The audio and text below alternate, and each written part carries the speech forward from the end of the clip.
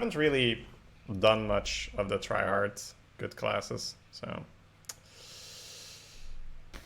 Bomb Lubber felt very, very good.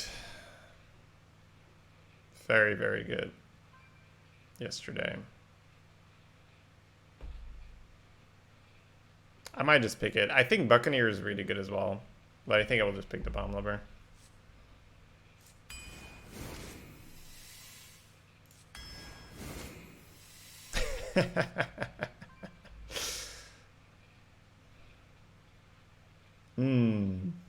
I see how it is, game.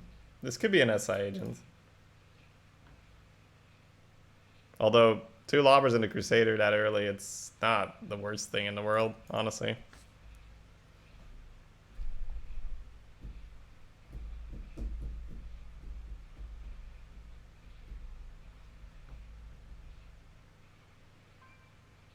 I don't think I want the Kraken. I think the other 2 are a bit more reliable. I think I'm just gonna pick the SI agent. I'll make it work.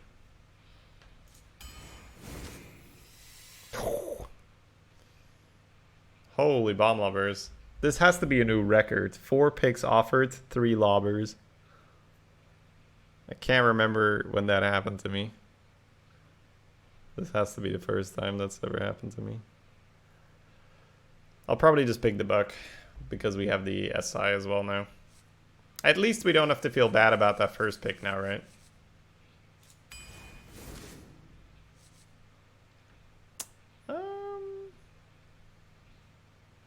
I might pick the Crazed Chemist here. You do have the Cannon for the Pirate, and Mekaru's not bad for the SI. But I'll pick the good 5s. They might actually stop Common Zone. Right.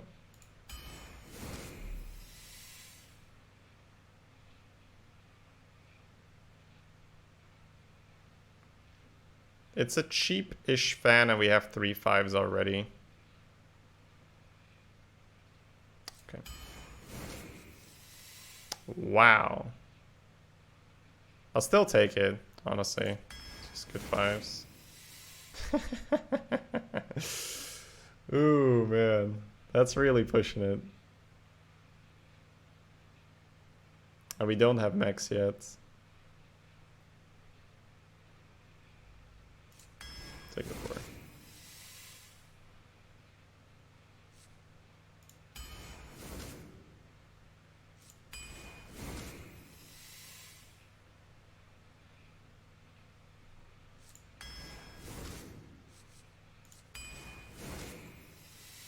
Interesting draft so far. We were offered a ton of good 5 drops. Which is good. That's what you want for Rogue. I think I will take up to 2 more 5 drops, but it was just so early, I think. I think I'll just take the generic 2-3 here. I don't like Perditions that much.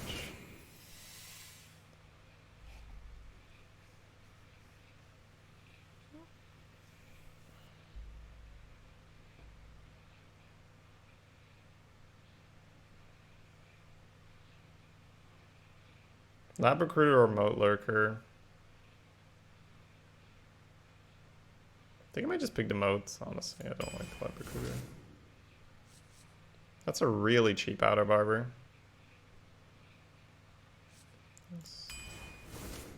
Usually you can't pick Outer Barber. 2 Violet Illusionists, that's also nice. I think I'll pick Wolf Rider here. I like the Razor Fin so much. Ooh, okay, nice. Piggy's great, but this guy I think is just stupid.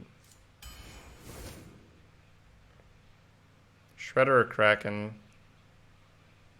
Actually not that high on 4 drops yet. Double Fan here over Shovel Fist, that's fine. Yeah, that's what I was looking for. A reason for the double fan.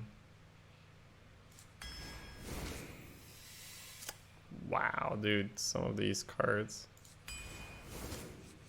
We could have definitely built a more powerful deck, but we went with some reasonable picks. I'm not sure if they were correct.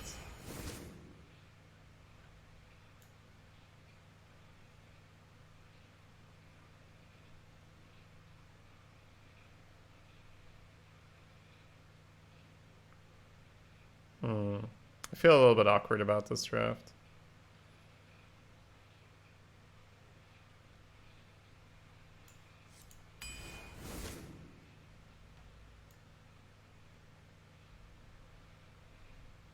Funny enough, I might not actually have enough 5s.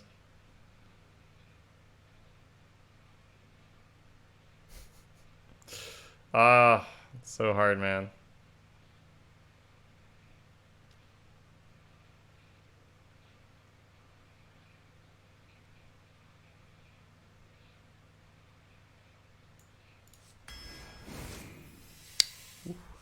Alright, it's right on time.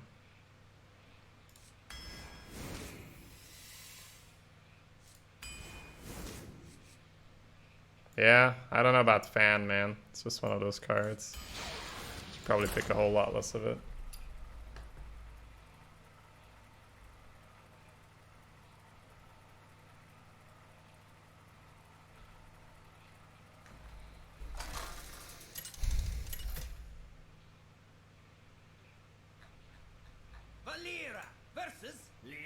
Another rally boss down. Thank you guys. If anyone doesn't know what it is, feel free to use !! rally help. Check it out. It's a lot of fun.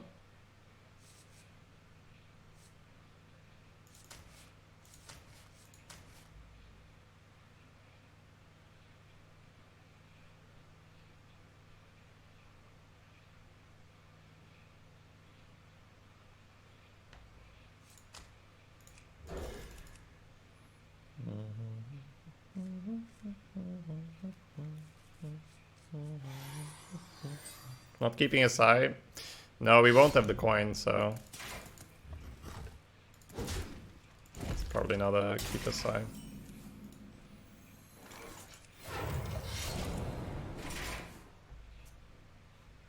Can't coin Dagger Barber and coin aside at the same time.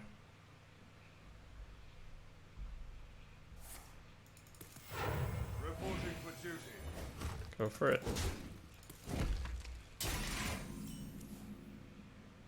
Here we go.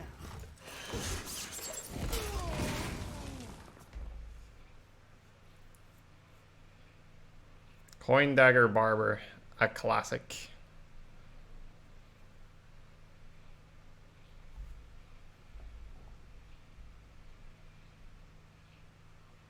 Follow the rules.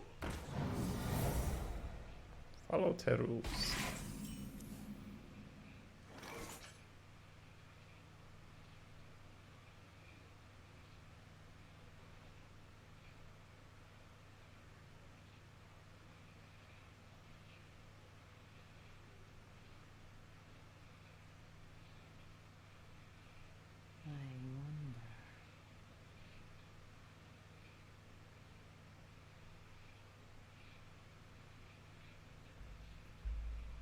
Here we go.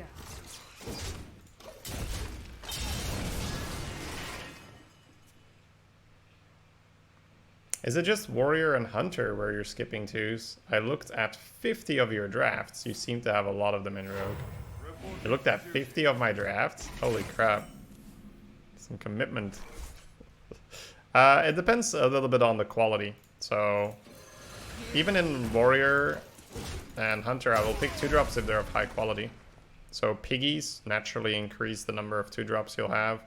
An Auto Barber, a Valiant, so it really depends on the quality. I don't want to stack a whole bunch of regular vanilla 2-drops.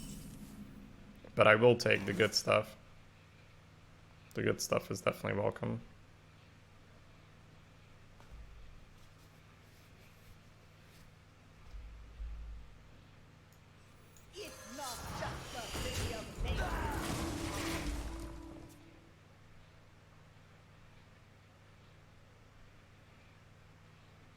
You had a long conversation on Arena HS, you were challenged.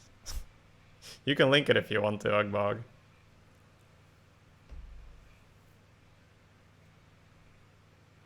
Let's get moving. Ah, yes.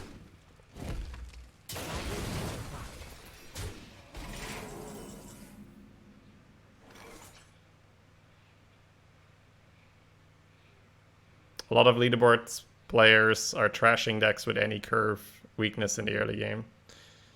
Yeah, I don't know, man. I mean, let him be, right? Let him be. It's fine. Let him be. Let him be. Let him be.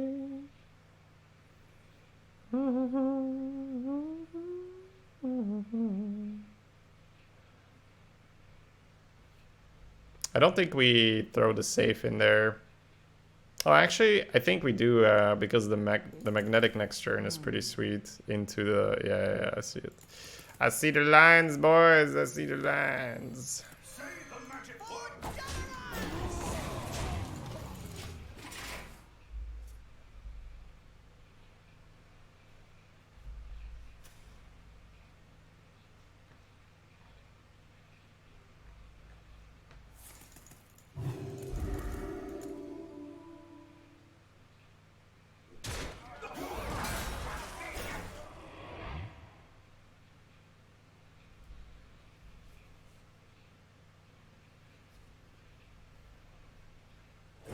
You definitely need to be better, I would say. That is true.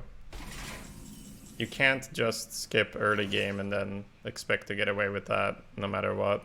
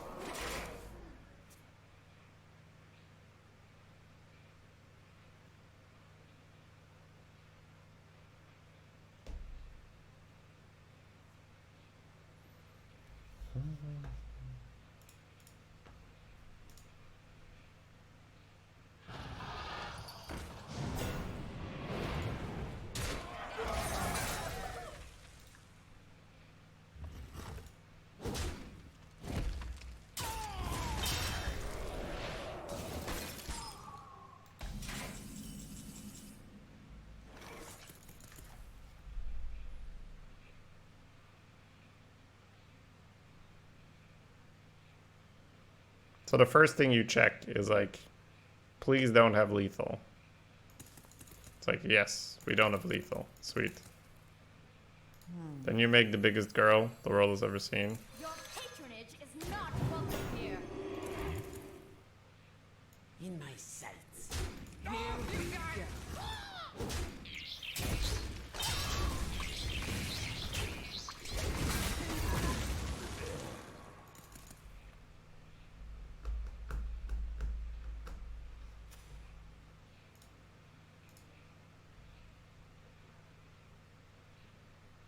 Well played.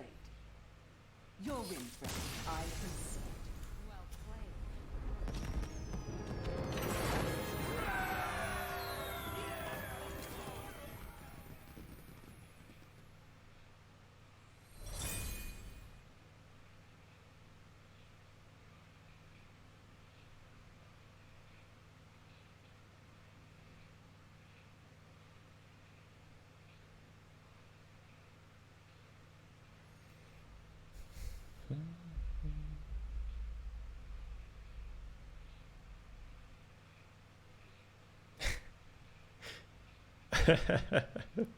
I'm reading the thread, and the funny thing is they're bringing up the EU and A thing.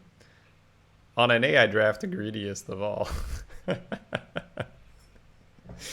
Because that's where I do the worst class leaderboard thing, right? So I draft way greedier on an A than I do on EU. Because on an A, I draft all the shit classes, right? Alright, anyways. It's just funny.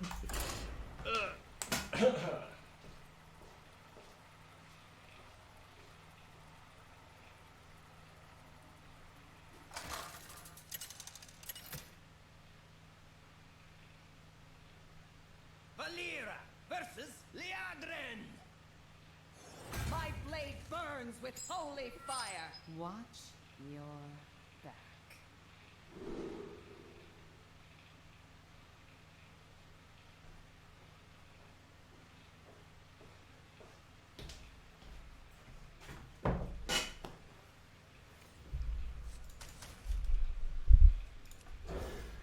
Link?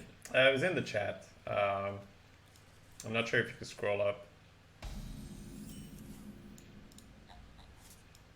Job's done.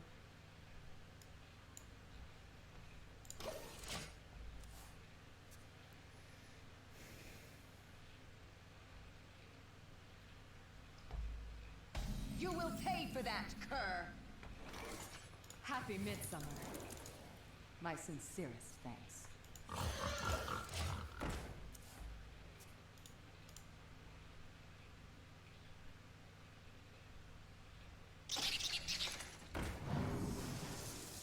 You will pay for that, cur.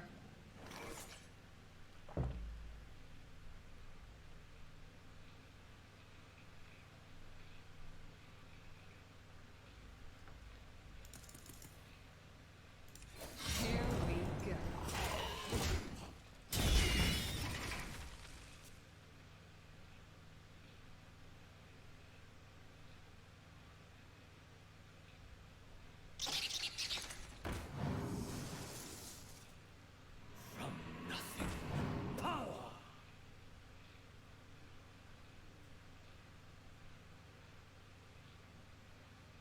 You will pay for that, cur. You will pay for that, Kerr. Here we go. I'm just reading up on the thread. Sorry, guys. It's in the chat if you want to join me.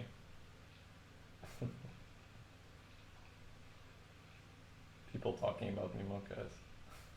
Well Monka. met.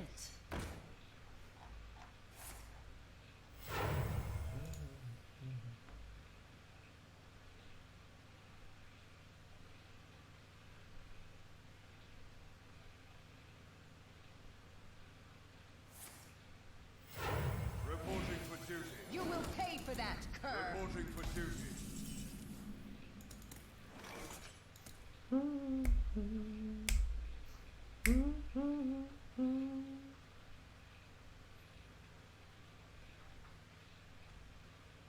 You will pay for that curve. You gonna pay for that curve.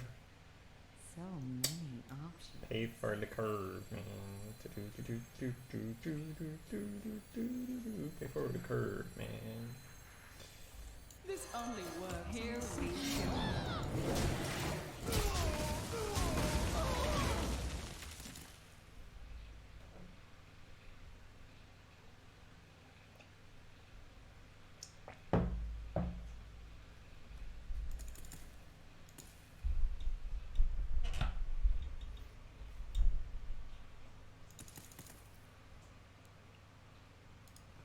Happy Midsummer. Happy fire.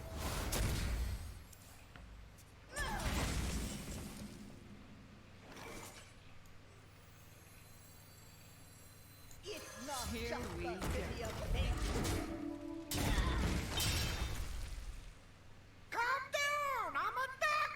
Schwein Bastion, thank you for the Prime sub. Welcome.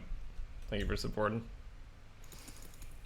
Alright, so I think for the remainder of the stream, you know, first of all, if the internet stays okay, because today there might be an interruption, and as long as my energy is good, I think I'm just gonna try to really talk through all my plays and try to really explain why I'm doing what I'm doing. That's gonna be a bit more exhausting, but I think that, you know, that's for me a better reason to stream and play than, you know, just play in order to play. Because if I'm doing the leaderboard, if I'm doing the chat drafts, I find that that's a bit less required because, you know, I'm just focusing on doing as well as I can. Because right now it's not a super big priority. I can definitely invest more energy in talking about, hey, we're doing this because of that. So let's see. Just gonna try and think out loud. Alright, so our shield is gone. We were going to go for Valdir Dagger, and that is still a possibility. We could leave him with a 1/1 mech. That's always a little bit dangerous, because then he could use a War Gear and kill our Valdir Raider. That might not be good. Next turn we're going to have 8 mana. 8 mana could be 5 and 3 or double 4. We have this Plaguebringer in our hand. How do we make good use of that? We could go for a little bit more of a off-meta, well, not off-meta, but a little bit of a weirder line where we go Dalaran Crusader Dagger and just remove the mech off the board. We make better use of our 5/4 than just jamming it into a 4/3. We remove the mech off the board, and if our opponent has Seal of Champions, he would still need to get rid of the shield on the other Dalaran for it to be really good. So I think the Valdir Raider is probably not so good, because then you would kill the 4/3 and you really open yourself up to a War Gear. Now you also have double 4-drop available while you already have the dagger out, which is useful. You can still go for Fan Raider or Fan Crusader Dagger, although you'd probably go like Fan Piloted. And, you know, if he plays a giant minion, you could Plaguebringer, but that's likely not going to happen.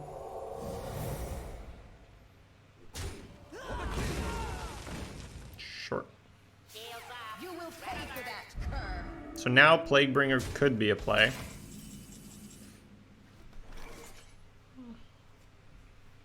Plaguebringer to kill the 2/4, put the Shredder down, stab the shield. Why is a 5/4 bubble so much more to mainly Seal of Champions, mainly something like Dark Iron Dwarf, Peter? I feel like I can get this Raider rolling and actually just win the game, but not if he kills it while I didn't have full board control yet. I'm not saying it's correct, right, but it's what I'm feeling right now. We also have double Fan in the hand, but I don't think we want to use that right now.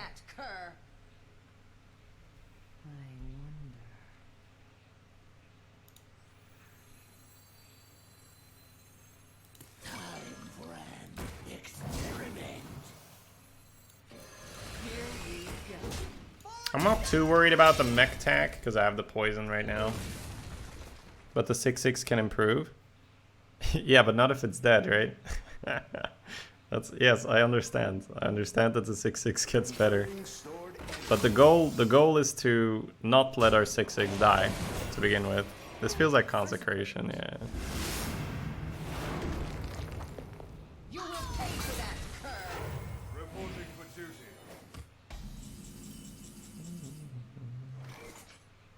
Okay, so here you could get the Raider going. Pay for that, cur. But now Shovel Fist is a bit of a issue, so I think I'm actually just going to go for the Fan and play the 3 drops. Bait the Shovel Fist, then get the Raider going. Right?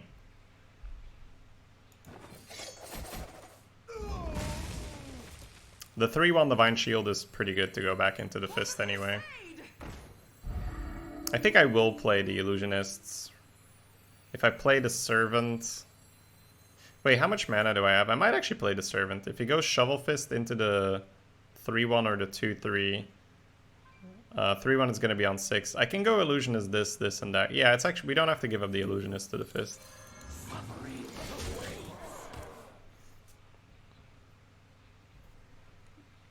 It's my experience that the emote boys, they love the Shovel Fist, so... I've got a hit.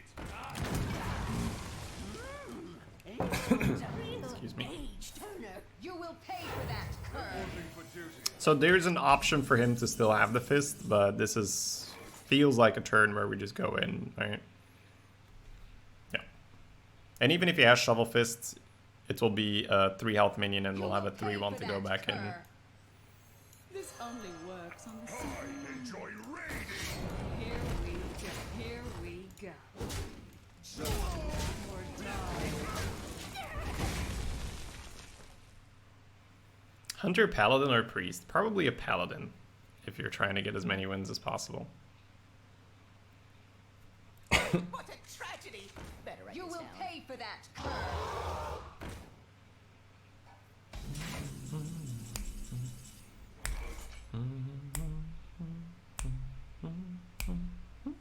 So the Fan of Knives is likely to be good. The only question is the damage, right? It's a little bit awkward right now. Because you don't really want to give up your 4-3, but it's so much cleaner. So we might put the 4-3 in here after stabbing here, and then just fan. Alternatively, we could go with the Wolf Rider and sack more stuff, but I don't think that's better. So I think we just give up our Violet. Look behind you.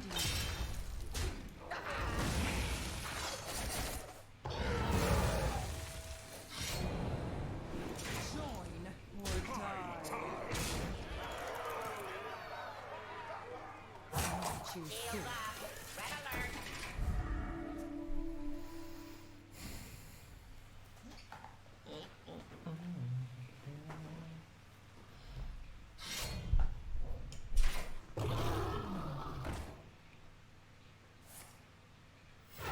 Reporting Well for duty. Well played.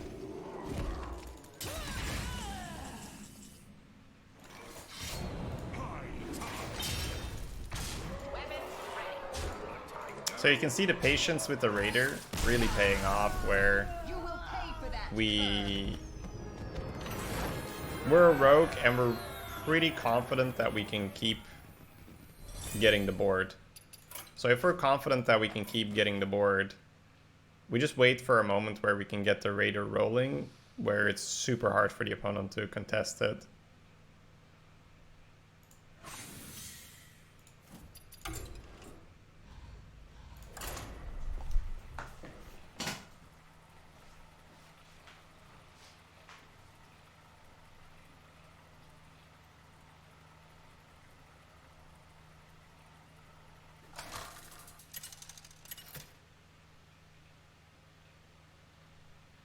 Valera versus Garrosh. Victory or death. Garrosh. You're back.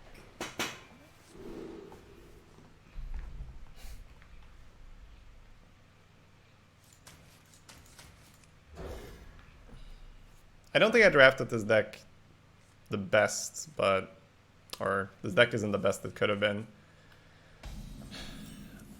Maybe I should be even greedier.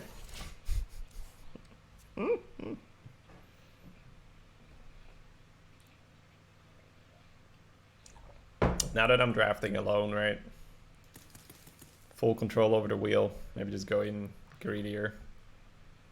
Have the faith that I'll be able to fix it.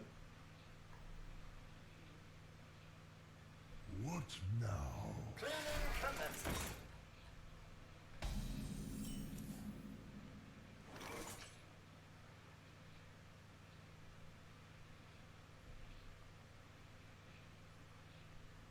So Piggy is unlikely to be the play here.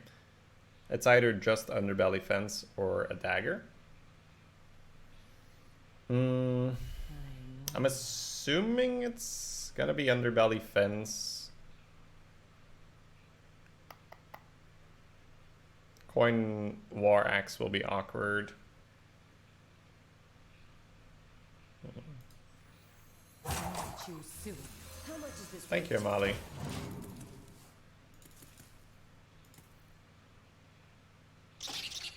Buying packs? That's crazy. Can buy arena entries.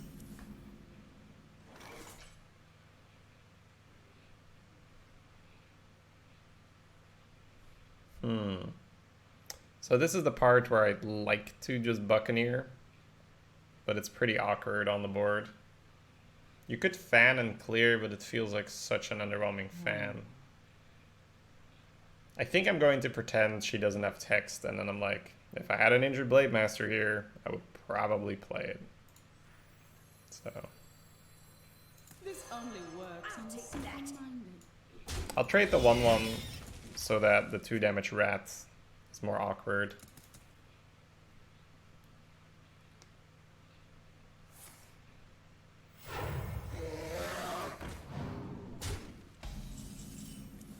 Ooh, that is most unfortunate for our opponent. This card is so silly, right? 4 mana, 3/3, battle cry, deal 4 damage. Oh man.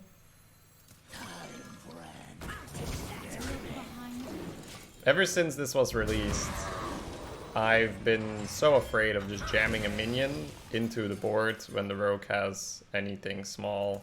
It's so awkward. I think you can just keep picking these things, by the way. Ah. That's much better. My opponents have been getting away with drafting Hecklebot. That's because I don't draft a Dig Day. So it's a smart adaptation here. So Buccaneer, Dagger, Piggy versus Lobber, right? Buccaneer, Dagger, Piggy is 4 damage as well. So I guess we just go for Lobber. It's pretty... It's harder to get this out of the hand than Buccaneer, Dagger, Piggy.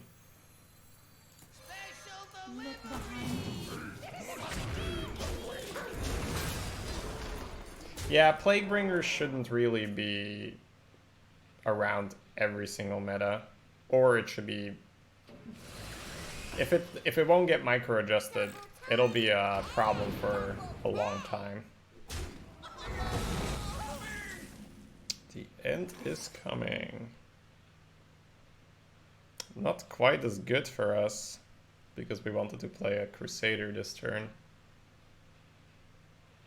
But it will do. We can go for that Buccaneer Dagger Piggy turn. Still keep the board. I wonder. We could also go for Fan of Knives. Probably not necessary.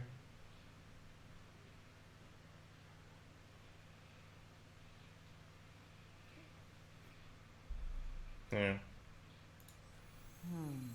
Feed the fish, lad.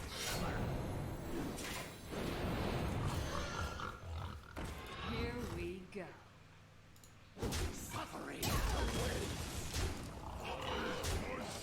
Positioning here is a little wrong. The Super Collider now has a much better hit. Piggy should probably be here. But you don't want him to kill the Buccaneer. Let's hope the pig doesn't live so that the 1/1 gets extra board.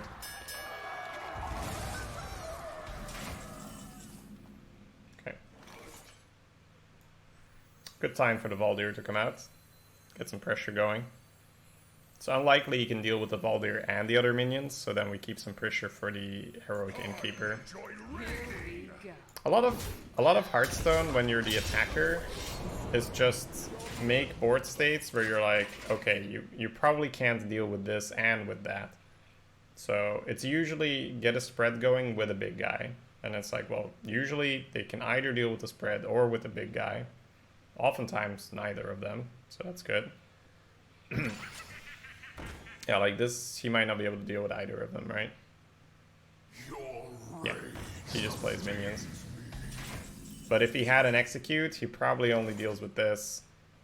If he has a Fool's Bane, I guess, but that kills him, right? 12, 15, that basically kills him. Alright, so we have an opportunity here to grow the Raider, but we have a 10-10. 10-10s are pretty good from what I hear. So I think we will just jam the 10-10 and use our 3-3 to kill the 5-3 and push 7 phase. That seems okay. Your patronage is not welcome. Probably 8 phase. We're gonna want a dagger anyway. Yeah, Plaguebringer being Battlecry instead of combo. But then Plague Scientist, you know, you could just say Plague Scientist is better, right?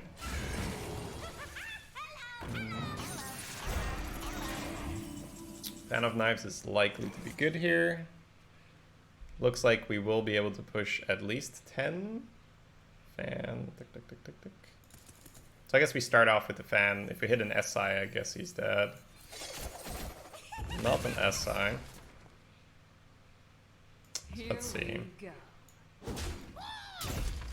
He didn't execute the Heroic Innkeeper, so I'm gonna assume he doesn't have an execute, and I'm gonna push just more damage. I don't think growing the Valdir Raider is better than developing a Dalaran Crusader. But honestly, Dagger and Scarlet is not the worst either. And I guess it plays around Collider a little bit more. Honestly, I don't think it matters, really. I guess, yeah, no, I don't think it matters. Just in a really, really, really dominant position here.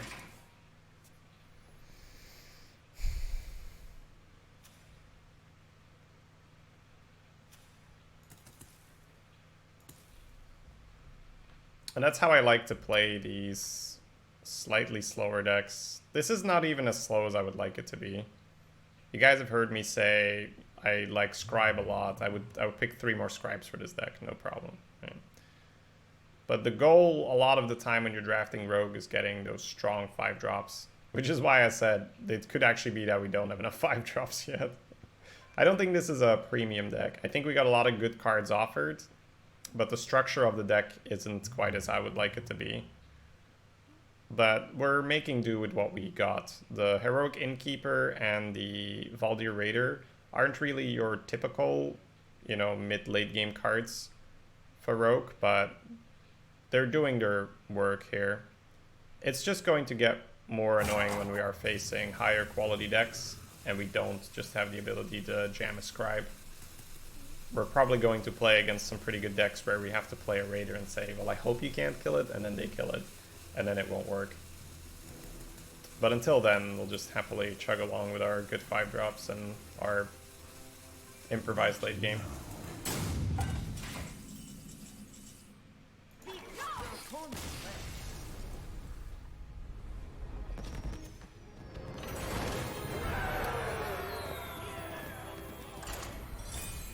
Is Scribe better than Highmane? I wouldn't say it's better than Highmane.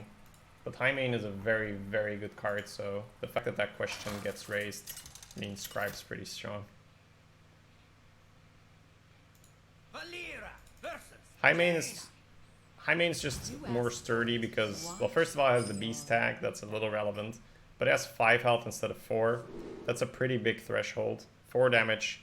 I mean, it's true for any number, right? 3 damage is easier than 4 damage, 4 damage is easier than 5 damage, but 4 to 5 is a pretty big jump. When you go from 4 damage to 5 damage, you usually go to bigger minions. There's not very many even 4-drops that deal 5 damage. So a lot of the time the minion combat is going to involve either 2 minions or it's going to involve a higher cost minion. Whereas 4 damage, you can get that off a 3-drop, you can get that off an Ogre Brood. So the first part of the Highmane is so much more difficult to clear than the first part of the Scribe. And then it's easier usually to deal with 4/1/1s than 2/2/2s, given how Fan and Missile Launcher and Dread Infernal and stuff deal that AoE.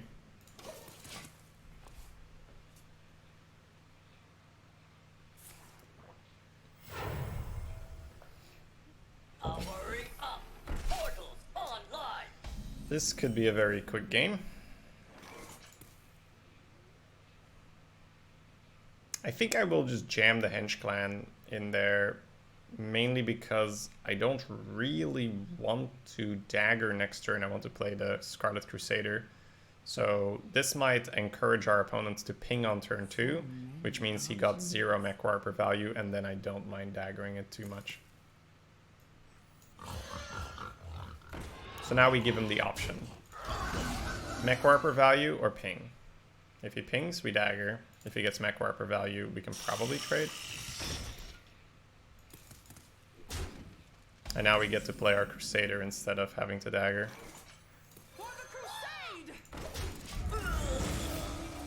It's a bit more likely we're gonna go serve and dagger, because 3 and 1 is 4. Missiles is pretty good here. Okay. Looks like we are going to go with the Shredder. Eagle Dom, thank you for the 11 months. Welcome back. Almost the full year. Cheers. Shredder here, pretty obvious. Not much else to do. I don't love our position. The Mage had a fast start. Usually the Rogue needs the fast start and then capitalizes on that. This could be a problem for us. That'd be great if we get like a Divine Shield minion here or so. Okay. I was gonna say Divine Shield Minion for Plague if he trades, but he's gonna go face because he got the stealth.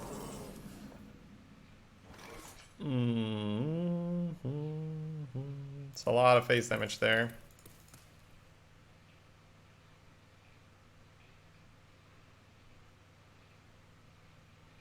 I think he trades it for us, the way how it's going right now.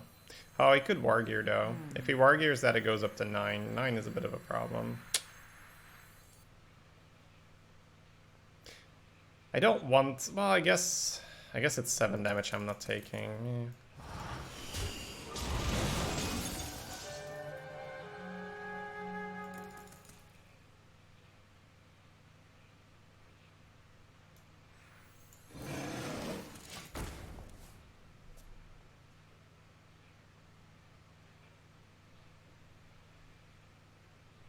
Yeah, decks right now that don't have good mid game, I really, really, really don't like them.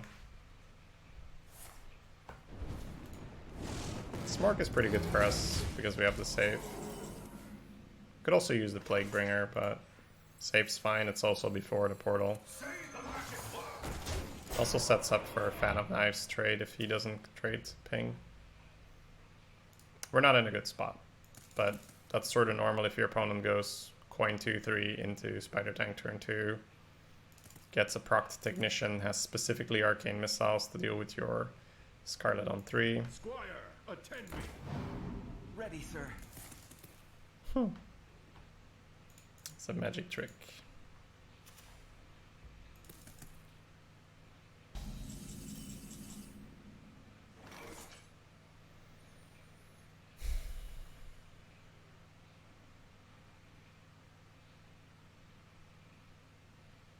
Could be a very, very slow turn with Servant, Crusader, trade. Could go for Fan, trade Dagger, Servant.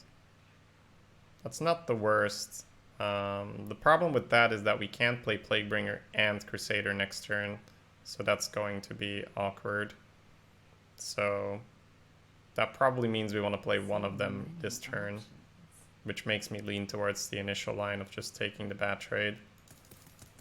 Firelands Portal is unlikely to be played this turn. Dagger, I don't know if I want to take 4 damage here and not develop this. This is also pretty good for this, right? I don't think it's correct. So we're gonna go ahead and take the bad trade, put this out. I think that the dagger play is a little bit too chill. You're a little bit too relaxed in the situation. I don't think you get to be this relaxed. When you look at your hand, you look at your life total, you look at the board. I think this is more annoying for him to deal with. Because if you leave the 2-2 up, then you give him an easy trade. And he might even go like portal the 0-5 trade to 2-3 or something. That's an annoying blizzard, but not that bad.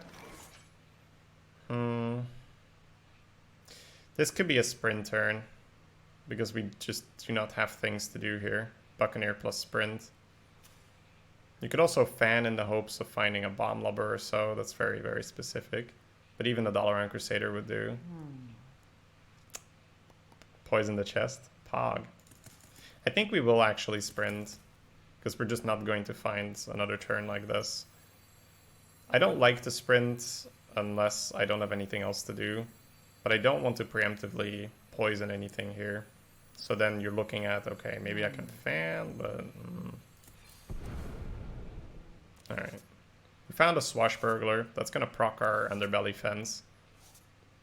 So we might be okay. Let's see.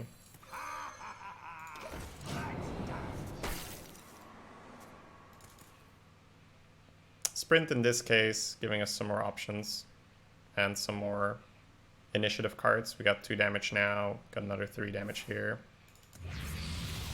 Knife Juggler with poison, that is true. That is true. That could be a possibility.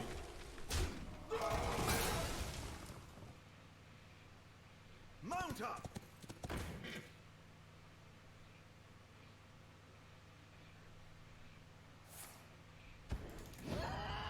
I'll take the trade.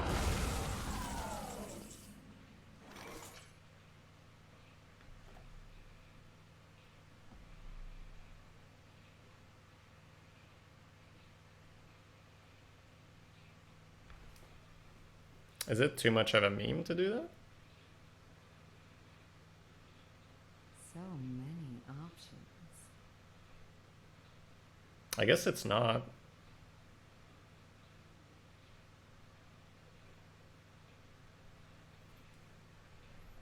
Okay.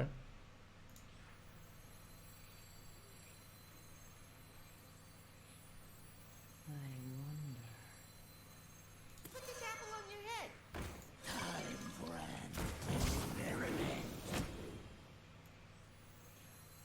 How much is this worth to you? Feed the fish, lad. Chewing soup. Classic.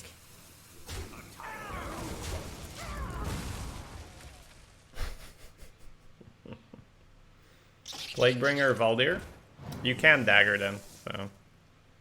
And now he has the 2 damage rat or the rush, and it doesn't fucking matter. No.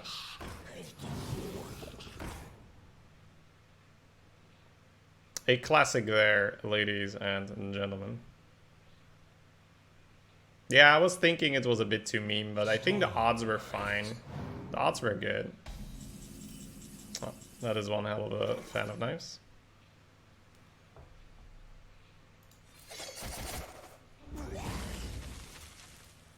I enjoy raiding.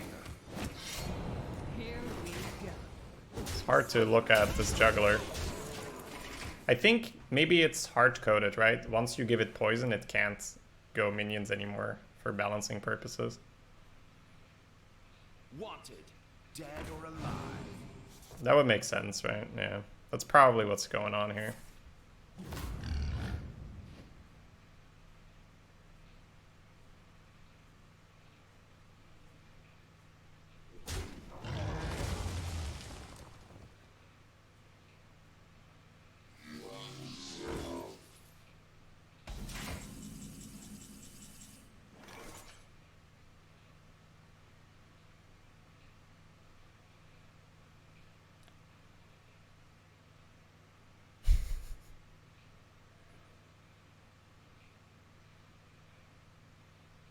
You'll see that now the juggles aren't going to go phase. So many options.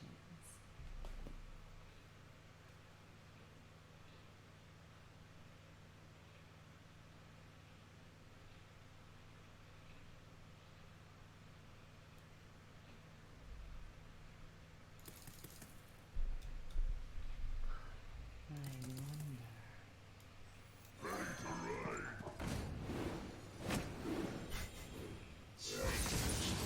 Got him, boys.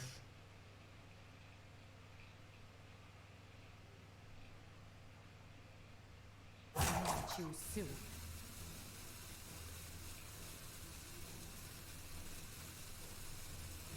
Here we go.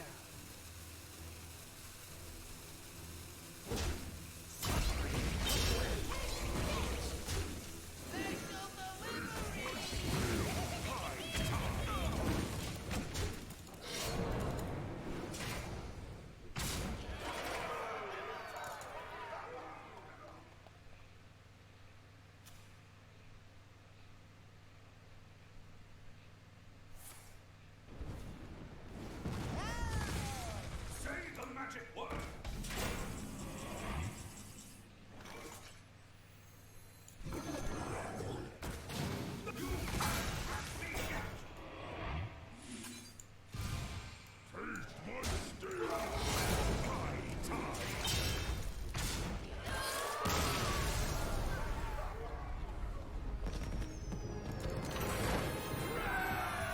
May have been the worst juggler we've had this expansion.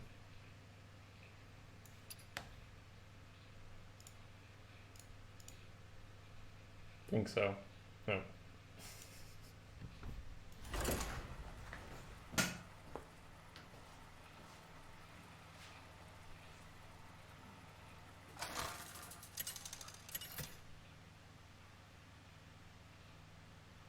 Valira versus Anduin. The light shall bring victory. Watch your back.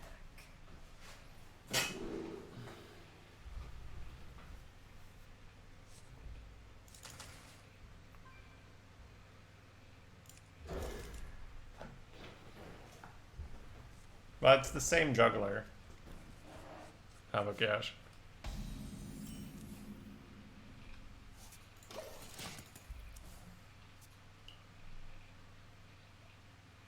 How much is this worth to you? Not really that much to talk about right now. We could have gone for a dagger, but there's not much in our hand that makes us want to do that. Mr. Pig here. Looks pretty good.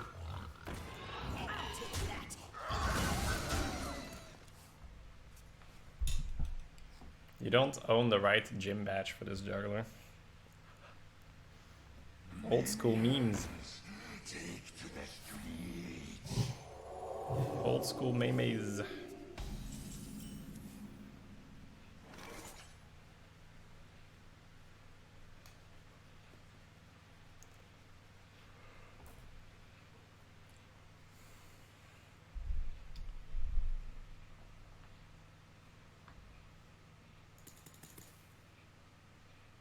So many options. A bit awkward. If we use the pig this turn, it's going to be hard to combo the SI, but we could just play the Pit Fighter. If we just play the Menace and we don't kill it, then Shadow Menace just instantly ends the game. So I think that pig and dagger will happen. It's just how do you trade. My instinct was to sack the 1-1. I think this has to go in, right? But then do you use face in the 1-1 or just the 2-1? You can push one extra face the other way. You leave yourself more vulnerable to AoE.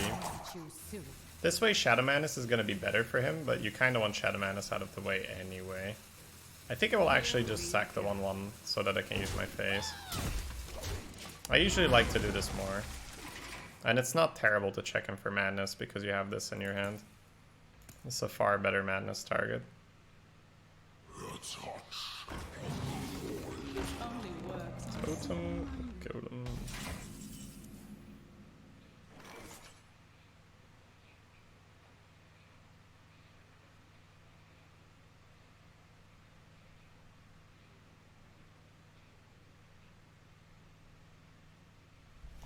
Would we rather have our opponent...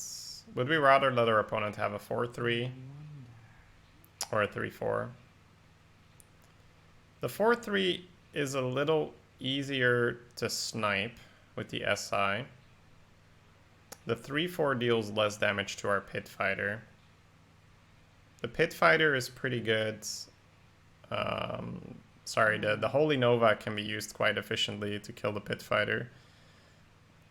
But that's really not that much of a problem. Yeah, I think I will actually kill the higher health target. You're in trouble now.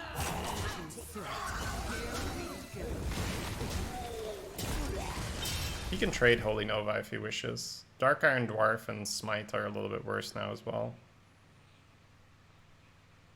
I'm mainly looking at if he trades the 1-1 and I find an activator for SI, it's a lot smoother than when I leave the Totem Golem up. Okay, nothing mattered in that case. Alright, looks like we can go with the SI play now. With a little luck, our Murloc will live, and then we can go into Valdir Raider Dagger. Put this apple on your head. Ha, this guy's toast.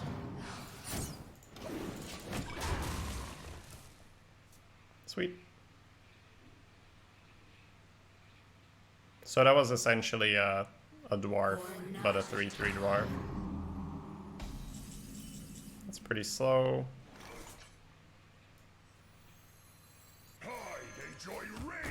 here we go.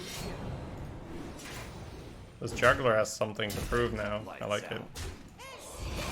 Trading the 3-3, keeping a 1-1's pretty good for Plaguebringer. What are you looking for? Pythagoras?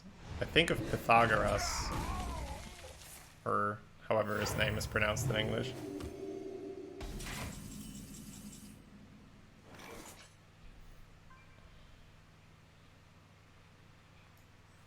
We don't have to sprint yet. It's not a similar game.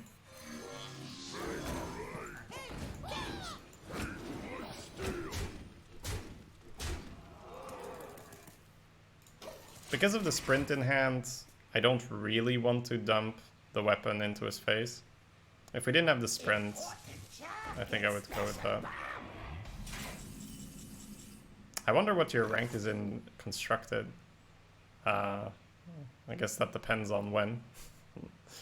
Most of the time I do not play Constructed, so then I won't have a rank. This feels like we could use a sprint. We can make it so that we clear without using the 3-1, the menace. Just have to take 3, that's fine. So it looks like we will sprint, and then we'll have 3 1-1s on the board.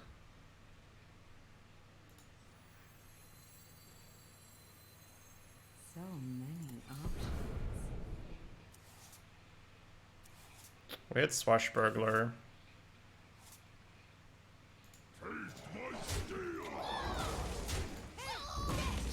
Here we go.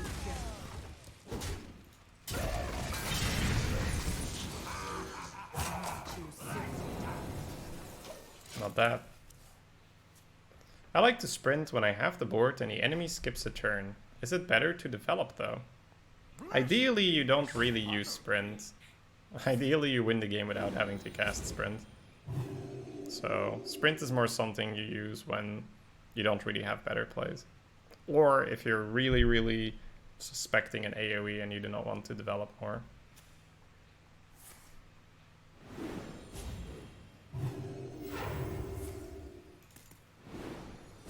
Pew, pew, pew, pew, pew, pew, pew. Palm Lobber with the Buccaneers is likely to be good. We're gonna need a minimum of 1 Buccaneer and Dagger, so that's 3 mana already. Palm Lobber's another 5, so we can't get the Violet on board as well. May as well go for both Buccaneers then and get a bigger Dagger. Feed the fish like the lover. Feed the fish like the lover.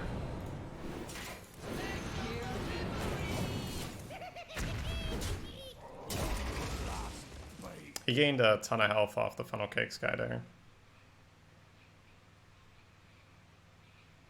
But when I did play Constructed, we made it to top 10. So that's something. But it's so specific because it's a different meta, different cards, right? It's all, yeah. But normally I only play Arena.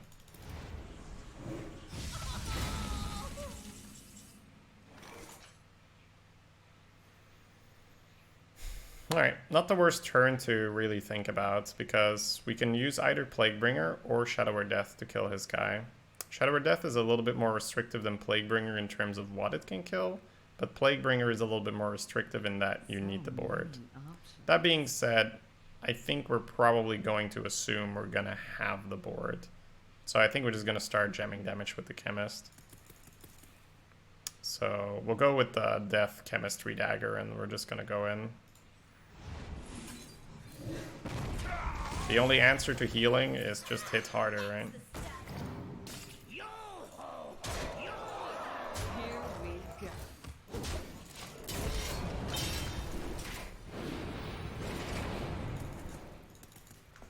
Just hit him harder, forehead. Top 10 legends? Yes. No, top 10 ranks. I made it to the rank 10. Smiley face. Okay.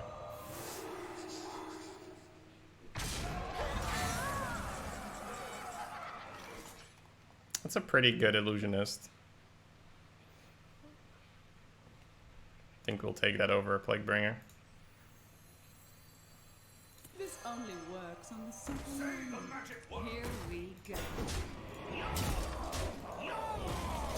Yo ho ho, yo ho ho, yo ho ho.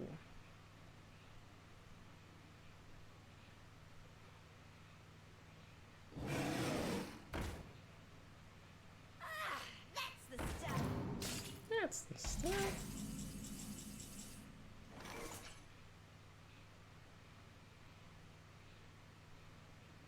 Fan of Knives is alright here. Might have to give up on the 4-3.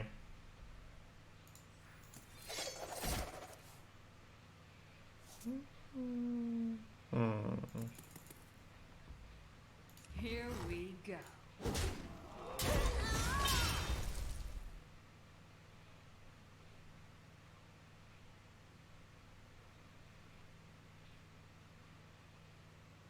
If I push 6 now, he goes to 11. I add a Crusader to the board. Get a 2 damage weapon. That's 7, 9, 13. So technically I do still threaten lethal.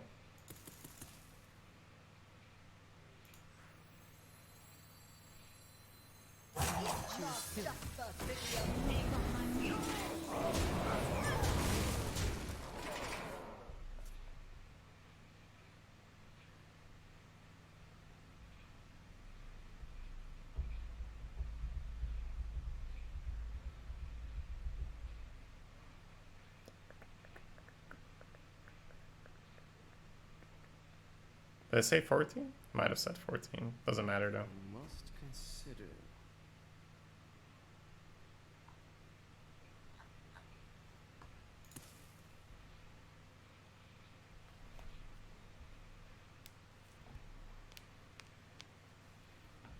Yeah, Priest versus Rogue always feels so unfair.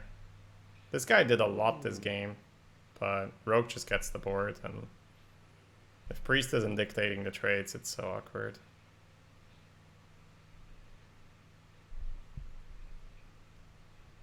He healed so much. He had a Nova and a Tunnel Blaster. He had a Shovel Fist. He stole a Plaguebringer, stole a Chemist. Just didn't end up mattering.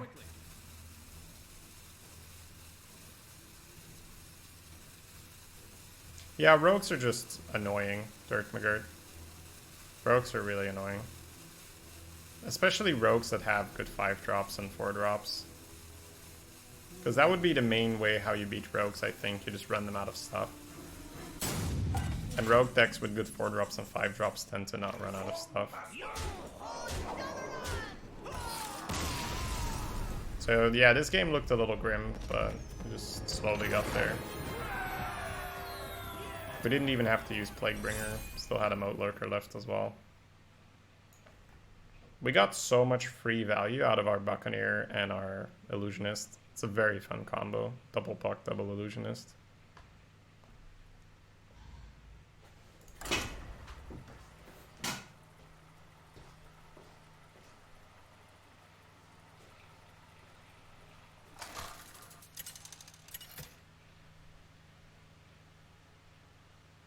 Valera versus Jaina. You asked for it. Watch your back.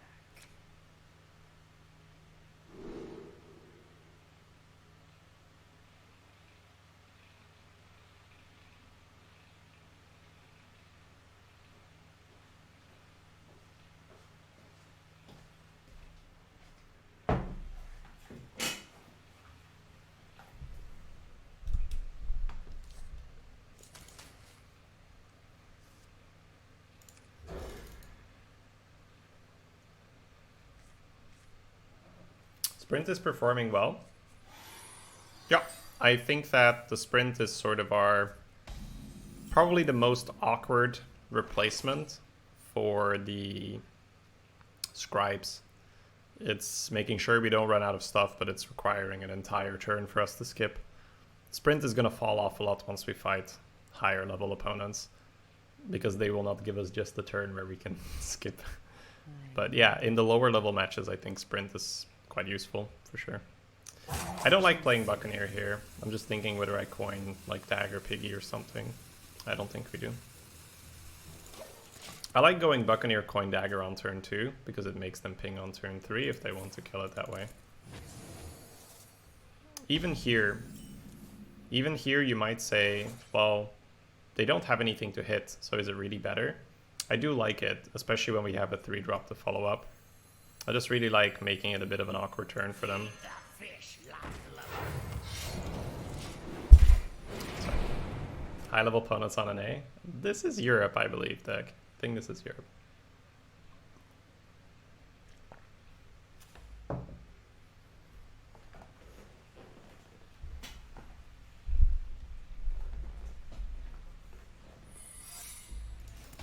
go for the secret instead. We will accept the mirror entity, if it is a mirror entity. This Could also only be an works on effigy. the simple-minded. Here we This go. only works on the simple-minded. So had he pinged, we would have preserved 1 extra weapon charge. But now we got rid of a card, so I guess it's kind of okay. Not that big of a deal. Piggy, trade, redagger would leave us with a 4-3, a 1-1, and a weapon charge. Yeti, face, or Yeti trade would leave us with a 4-5 and a 2-1. We won't be able to redagger for a little bit if we are going to curve out Crusader into safeguard. So I actually don't hate going for the piggy line and getting a fresh new dagger.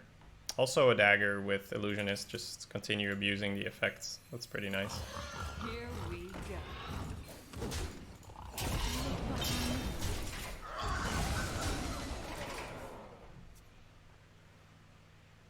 Time for some PoE, loving the game. Enjoy, Johan.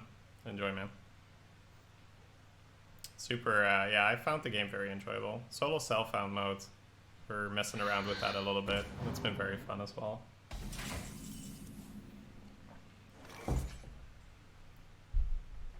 This could be Plaguebringer. Plaguebringer would leave us with a 3-3 and a 4-3. Dalaran Crusader would leave us technically with just the Crusader. I'm fine with it. Yep. So many options. It's floating a mana, but it's dealing 5 damage. That's basically a better Bomb Lobber that we're playing here. If we had a card in our hand right now that was Bomb Lobber, even Bomb Lobber we'd play, right? Bomb Lobber just use our face. Yeah. So just play it here. I've tried PoE, but I found it too overwhelming. Any tips to get into it? Don't try to understand everything from the start. The game at its core is pretty simple. You kill things, you get stronger. You kill stronger things, you get even stronger. Very, very, very simplistic, of course. But don't try to understand more than that at the start. And then just bit by bit, you understand what all the masters do. You start to learn the vendor recipes. That would be my advice. Does a poison juggle kill the minion if it hits? Yes, it does. We've tried that earlier. He missed 4 times, the fucker. Alright. This is where it gets a little tricky.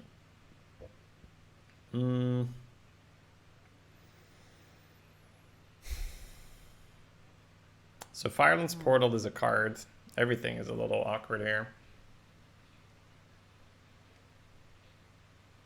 We could go for safe and face, and then he can portal trade as a 5-drop on top. Choose soon.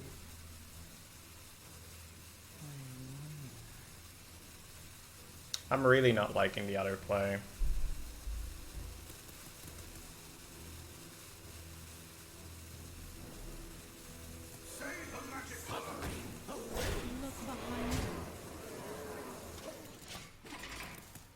Let's see. We'll figure it out. I was a little bit too distracted there with a question in chat. That's my fault. Should have thought a bit more about the line. So, the main effect of clearing the scribe this turn is that you miss a ton of phase damage if you want to efficiently clear some stuff. One of my fans, please? No? Okay.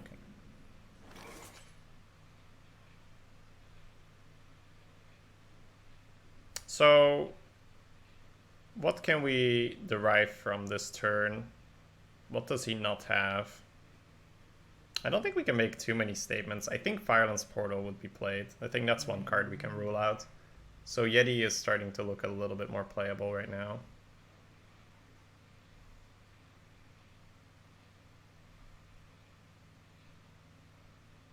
I would really, really like to snipe this Giggling Inventor because Conjure's Calling is looking really awkward. But I can't really kill it unless I go in with a Bomb Lobber, which could be worth it.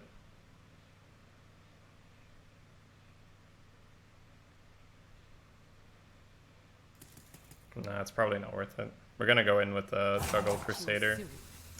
You could kill one Annoyatron first to increase the chances, and I don't think that's totally crazy. Here we go.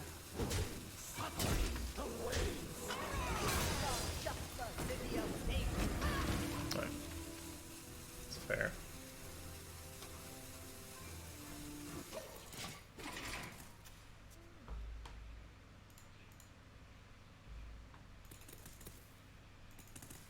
I don't really want to pre-hit. This really feels like Conjur's, right? He knows that he's going in with the giggle first here. 1, 2, 3, 4, 5. Yeah. He could already do it if he wants to. Alright. Only a Valdir Raider. Does not get rid of the bubble. Most interesting. That seems quite wrong, does it not?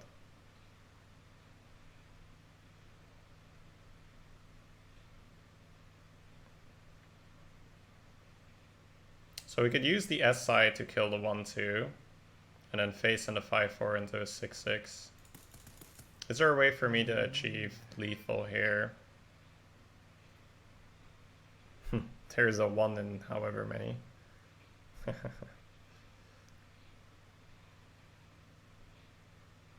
I might actually try the lobber. Like, it's not necessarily for lethal, but you have 2 pretty good targets. So many options. Could also go for the giant innkeeper. Then you have to double trade here and kill this. The other play with the SI, Yeti SI. Pushes for face.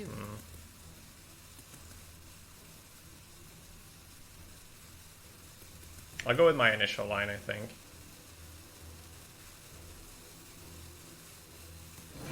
Here we go.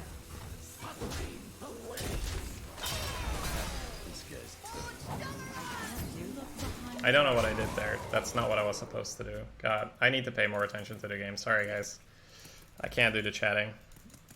It was trade with my guy. I know my guy was trading, but it's such a habit to go face into the Annoyatron. So I missed out on something here, right? What did I miss out on? Maybe I didn't miss out on anything. Tuck, tuck. I guess I didn't really, right? It's actually the same. Unless I'm really mistaken now. Because I'm always going to overkill something. I'm either going to overkill the shield or I'm going to overkill the Annoyatron. Yeah, it's actually the same, is it not?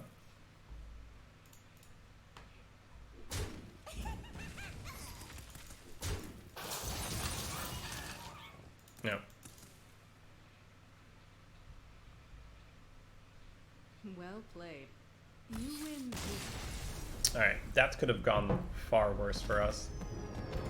We did not have a solid way of dealing with that scribe.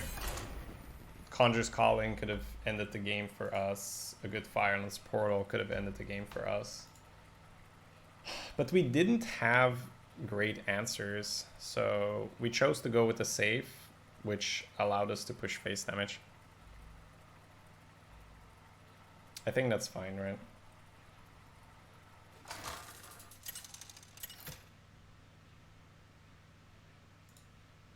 Valira versus Jaina. You asked for it. Watch your back.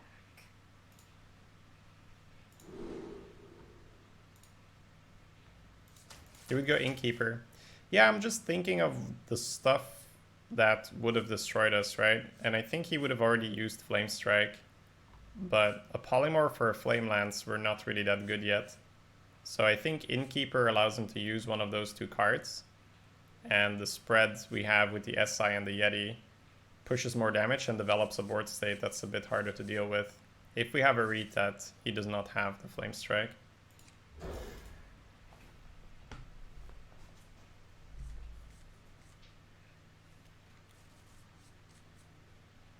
That's a bit more of a higher level concept, but if you keep track of cards that would be good for your opponent, it's better to keep playing cards that you know he can't deal with than to play an entirely new type of threat. And Innkeeper would be an entirely new type of threat. Just a giant minion. An easy Flame Lance, easy Polymorph.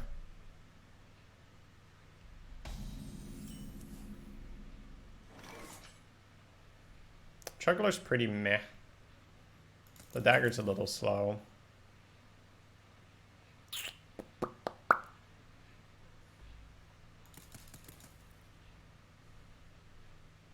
If our opponent develops a 2-3 and I miss the juggle, it's pretty awkward.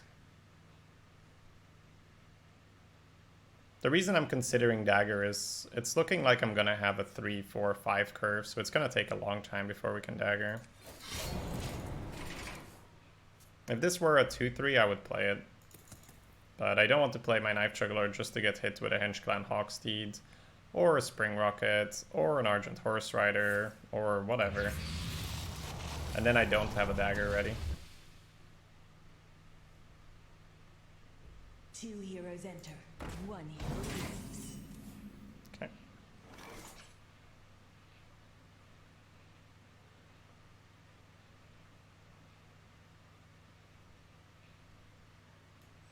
This only works on the simple. We could kill it with Fan, but that would cost us 4 health and a dagger charge.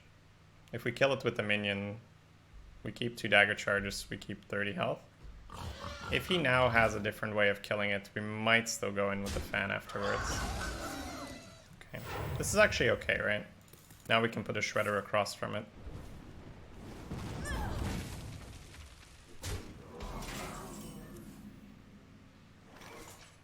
We now have an option to go Buccaneer Dagger, but that should be much better next turn. It's hardly ever wrong, just jamming a Shredder on curve. Here we go.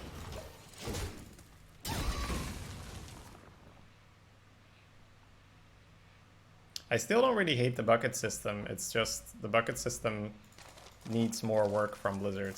Well, the problem is that they're... Oh, yeah, 2 piggies, by the way, for the juggler. The problem is that Blizzard feels like they're doing... Oh, that is a phenomenal draw. Blizzard feels like they're doing it right now because they're going with pick rates. They're not going with win rates. So for the arena lovers, right? The people that play arena all the time. For us, it's very apparent that certain cards are under bucketed. But if you don't play super often, oh, I think I'm gonna moat this. If you don't play super often, it's not necessarily too intuitive. You look at Scribe and you're like, holy shit, how is this card next to these cards? Right? It's just like, it's a 6-drop. I heard that, you know, arena is more about early game and curving, so I'm not gonna pick it. It's not entirely unlikely that happens. So yeah, it's always tough to find a good balance between what is good for, you know, the casual player and what is good for the advanced player. Lurker the Crusader? Yeah, you don't have to cap on that. I think that's correct. It's dead to 2 mana right now anyways, so... It's not like if I had a Boulder Fist Ogre here, I'd probably jam the Boulder Fist, but I do not.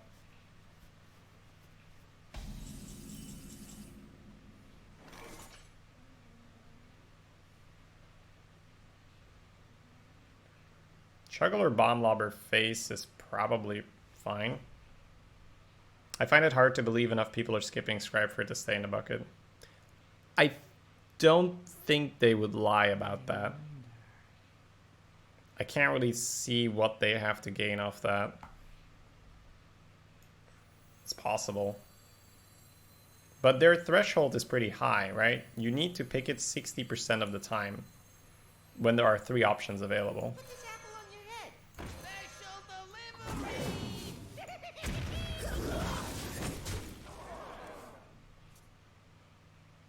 Piggy has moved up a tiny bit, Smellyhead. I'm not sure about Scribe.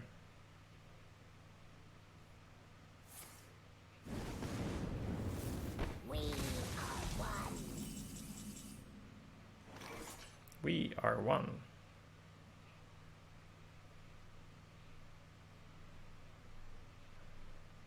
Is it 70% Ugbok? I thought it was 60%. Okay. That might change things. This is the last turn. He can't go ping Flame Strike.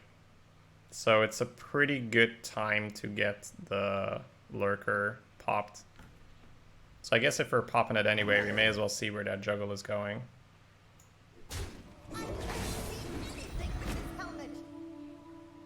Probably just want to jam a Yeti if that is the case. He can't go ping and Finals Portal. Alright. Dagger Barber, it would seem. Here we go. Looks like we missed.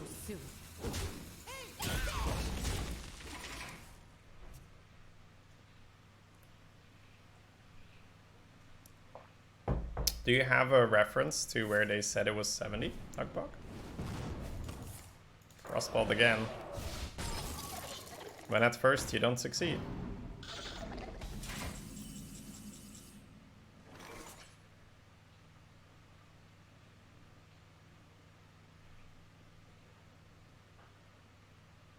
I think I will use Fan of Knives just to cycle here.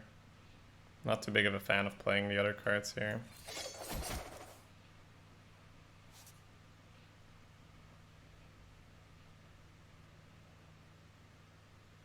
Here we go.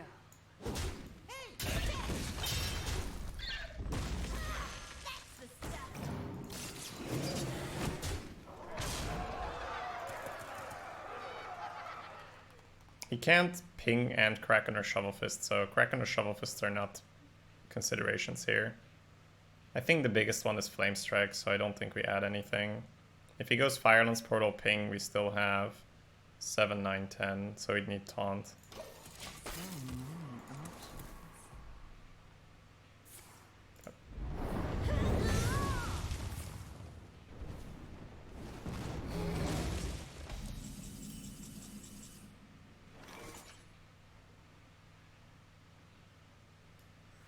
Now Shovel Fist will be more of a problem.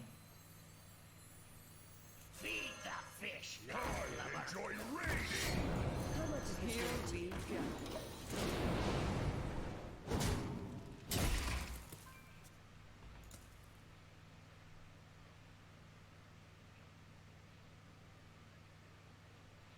We will link it later, maybe you remember wrong. I remember it being 60, but I wouldn't put money on it.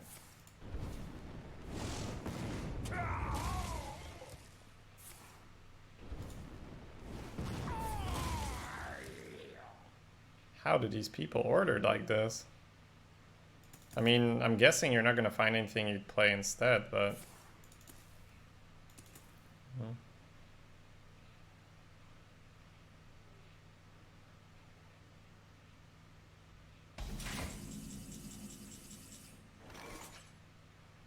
I'll take that. Here we go. Seeing as 4 damage is enough, I think I'll play the safe instead of the Innkeeper. It's only a 6/6 right now. Say the magic word.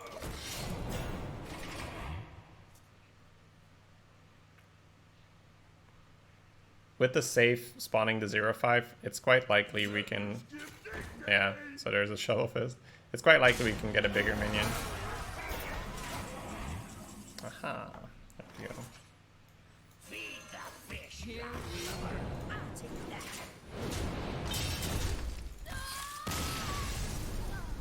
That Mo Lurker did quite some work. We tiptoed around the Flame Strike fairly well with popping it right before he could ping Flame Strike, so... Made him spend a lot of resources. He used 2 Frostbolts on 1 Crusader. It's kind of nice. Alternatively, we could have also not popped it at all, but then you have so little pressure. I'm not sure. It's possible that just keeping the Moat Lurker intact the entire game is better.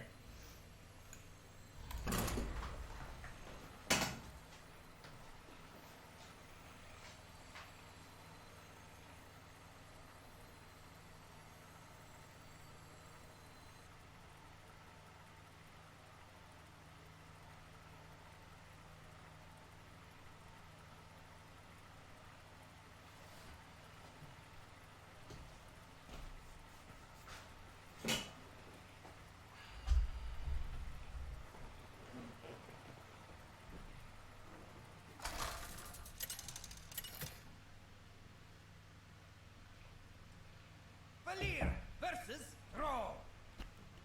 For Doomhammer. Watch your back.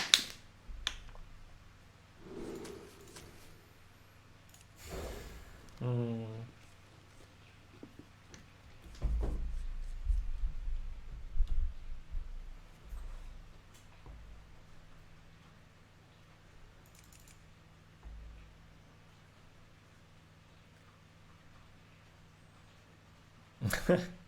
I'm not sure if we could go 10 Shapiro, but next season I might actually try hard for one leaderboard run. We'll see. Feed the fish, landlubber. Let's check the Reddit thread.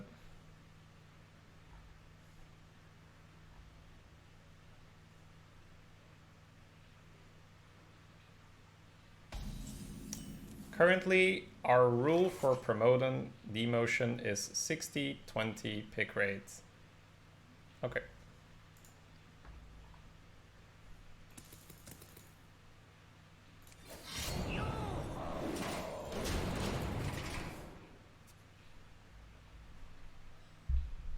Yo ho ho.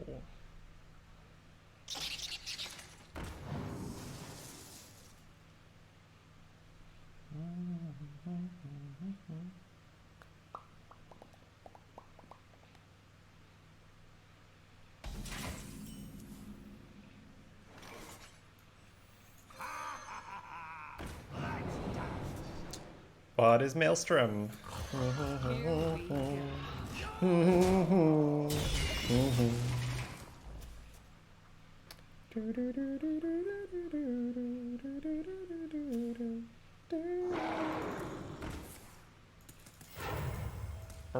Voltaic burst? Okay, not voltaic burst.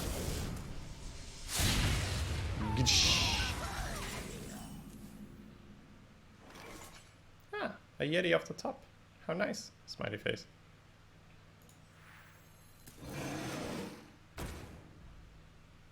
He's got 2 mana next turn. I don't think we pre-hit. I think he kills a 1-1 and we go back in with the Yeti very often. A tango? Is there no leaderboard this month? So a while back, Blizzard decided that we will have leaderboards every 2 months instead of every 1 month.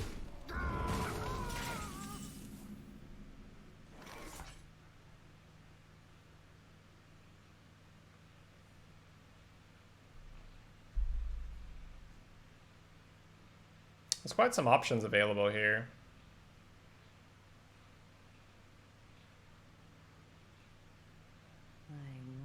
It sort of depends how greedy you want to be. You can take the trade with the Yeti and heal it up, put the menace down, face into the 2-2, push 1. That's quite strong. You have a 4-5, a 3-1, a 1-1. Alternatively, you could save the Ancestral Healing for a combo activation on the SI, or you could use it, but then why not trade with the Yeti to begin with? So I don't think you do this turn ever. So it's either one of them or none of them. Because you need the Ancestral to combo the SI, and if you're going to use SI, you may as well just heal. So I believe this happens. I believe this happens. And this happens. I don't think it's worth to hold it.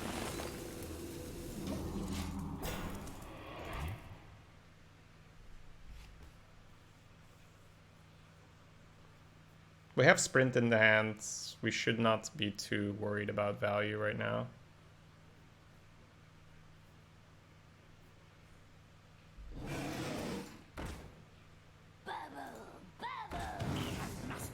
That felt pretty risky.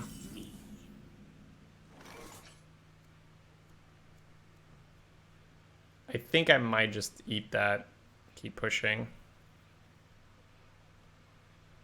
The other one would be to use Underbelly Fence and SI Agent to kill the 3-6. But I think we want to push damage, see if we can get there. I don't want to leave the 1-1 up. It's a bit early, but I like keeping Yeti at 5 health for Fountain.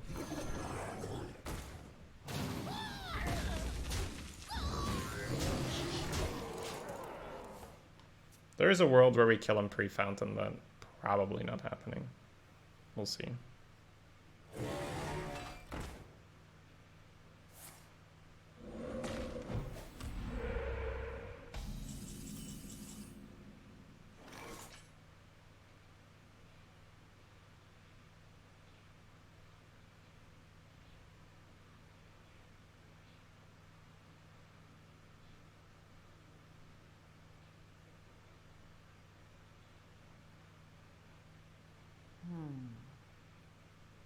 I think I might just push this 10 damage face and put the SI into the 0-2 to make the lightning storm less devastating.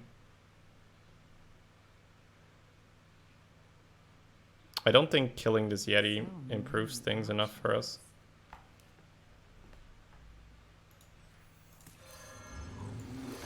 This guy's toast. How much is this worth? Because you obviously will not trade with the Moat Lurker. And I don't think I want to pop the Menace because AoE is a problem. So I think dumping damage in the Yeti is not good.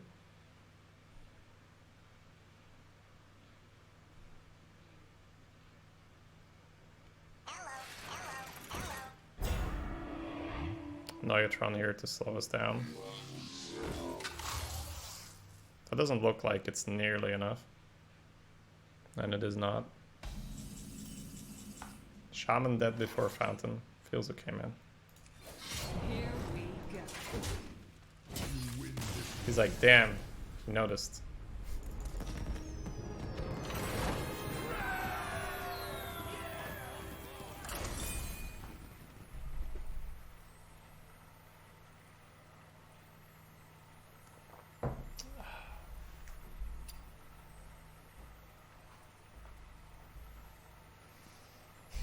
Do they always take the best 30 over 2 months? The best 30 consecutive runs.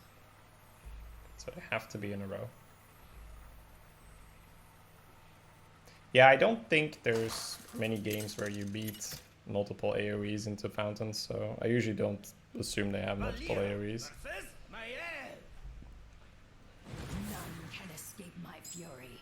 Watch your back.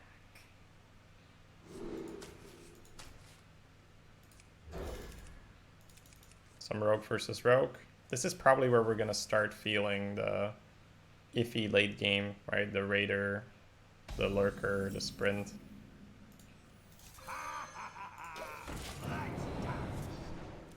Head crack. I haven't gotten used to that new art yet.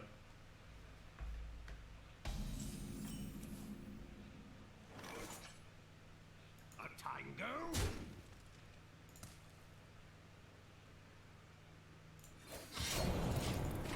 Don't think we tempo pig versus rogue. If he 8-0 deck, well, it's a rogue right deck. So by default it has a lot of power, I would say. I don't think we pre-hit because it's likely he will evolve it anyway. I don't think pig and kill it is the answer though. So This only works on the simple-minded. next turn we have double 2 mana cards, so just have to deal with it if he has the evolve. What have we here? I am ready. It's hot. It's hot in here.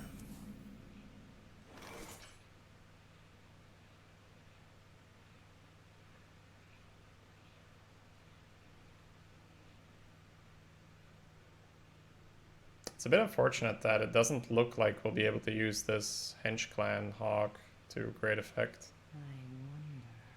It could just be a Wolf Rider to kill the 5/4. Let's look at the alternative plays that use all the mana.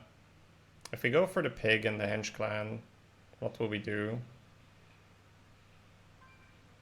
We could use pig and face into the 2/3 and just trade, put the servant down. A 2/3 and a 1/1 versus these things is not the worst thing. If you go Wolf Rider and face into the 5/4 and trades, I guess it ends up slightly more beneficial for him.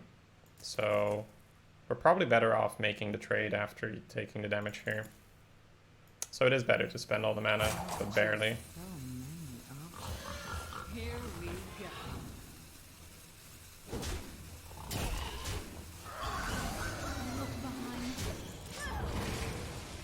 It's a very, very small edge we create by doing this. Hey, Stein. Let's show our guests a good time. Fan of Knives would be pretty funny, although we don't really have a good 2-mana card to go with it. Maurice is just the powerhouse. Just can't deal with Maurice, man.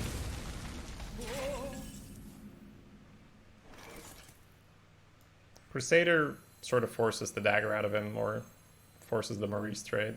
Here we go. Try to go a bit faster. We have this head crack we took from him with the burglar. That might matter. We'll see.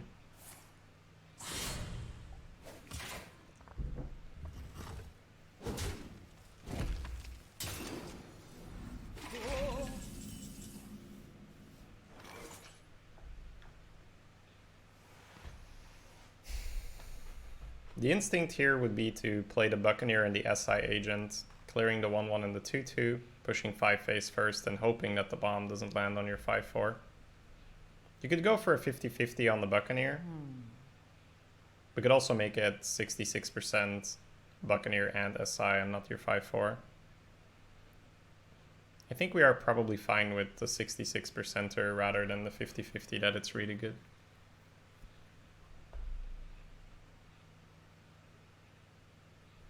So many options. Feed the fish like lover. Here we go. This guy's toast.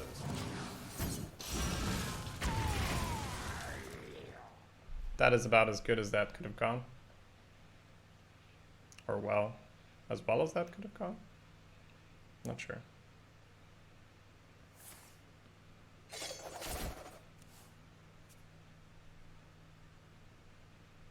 Wolf Rider and Headcrack in the hands do give us some options.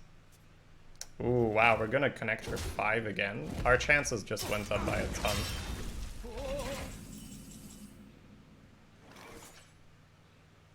So we currently have a total of 12 damage available. This always goes face. Depending on where the dagger goes, that will make it so that if we don't kill the 1-1, we'll play the Pit Fighter. If we kill the 1-1, we'll play the Crusader. I think because he can double trade into the Crusader, it's probably still worth killing the 1-1 here. Here we go. We're so close to killing him, but I don't think we're close enough to just completely disregard the board. I think we need to play for boards for 1 more turn and then just go aggressive. Because if you go Pit Fighter face, he just double trades. He can always use the Maurice to trade.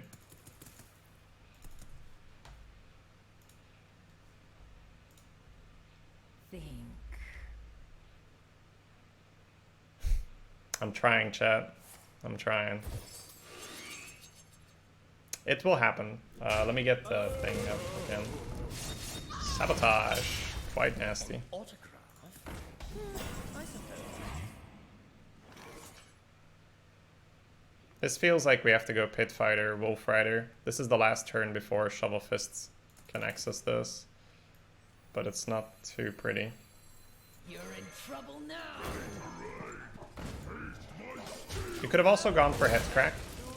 But then you're essentially using 2 damage, or you're going in for 2 damage, and the chance that you connect for 5 is a lot lower all of a sudden. This is a problem. No pea soup, it's just the lines outside. Alright, boys. Juggler. Let, bygones be bygones, right? Clean slate, you got this. Just kill the moat lurker so we can get on with our day, right? Positioning, we should put the Plaguebringer in the middle in case we miraculously don't miss the juggle.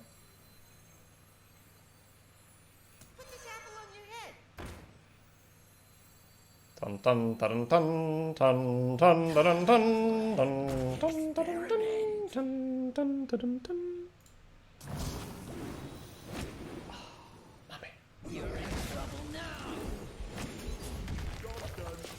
That is one hell of a 50-50 right there. Because now the fist is not enough. The Kraken is not enough. You smell like a leopard. That is maybe enough. No, it's not enough.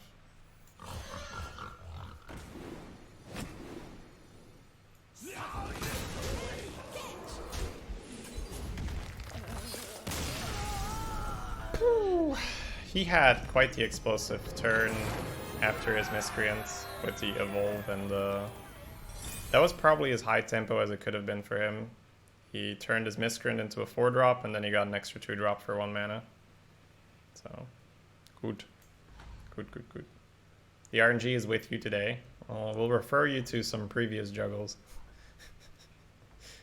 We offered the juggler a full pardon, right? All his previous crimes erased.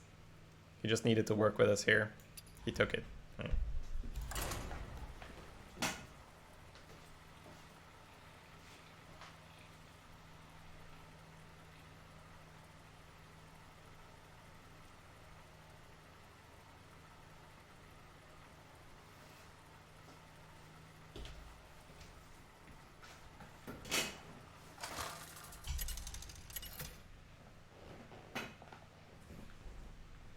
Valir versus Medivh. Let the games begin. Watch your back.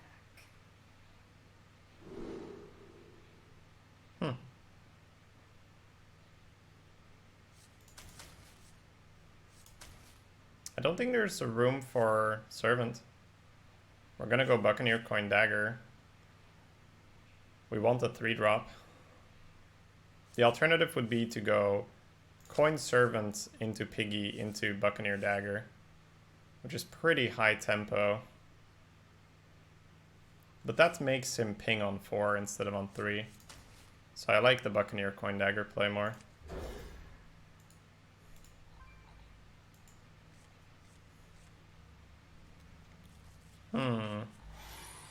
Got some options now. Let's see.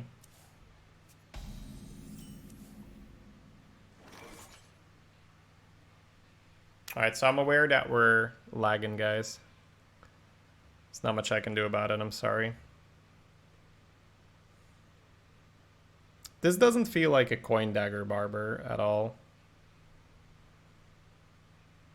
I think we have too many options for that. Choose suit.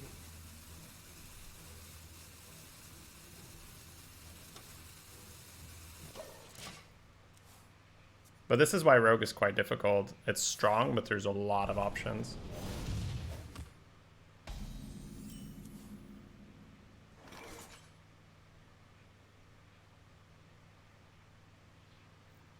I think I might go for the Buccaneer Coin Dagger play. Because then you have Barber and you turn your weapon into 3 damage. Even if he pings, you'll still have a strong board. Many options. If we had 100% information that he would ping, then Coin Dagger might have been slightly better. But it's okay. Choose suit. Feed the fish like lover.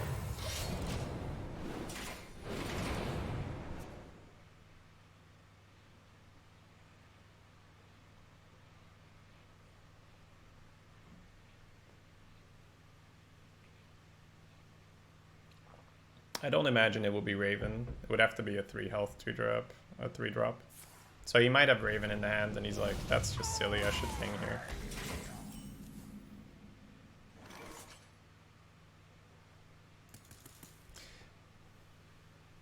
I might actually Wolf Rider him in the face so I can go double 2-drop next turn. He did not have a 2-drop, so technically pinging the Wolf Rider is not great for him.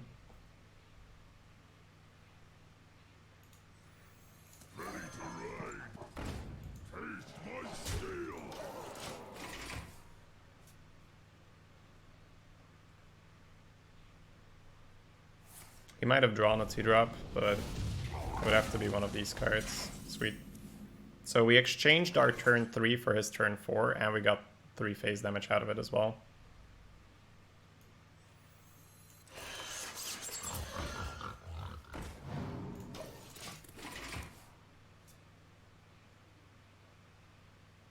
I think there's a Raven on the left side of his hand, judging from his hesitation on turn 3.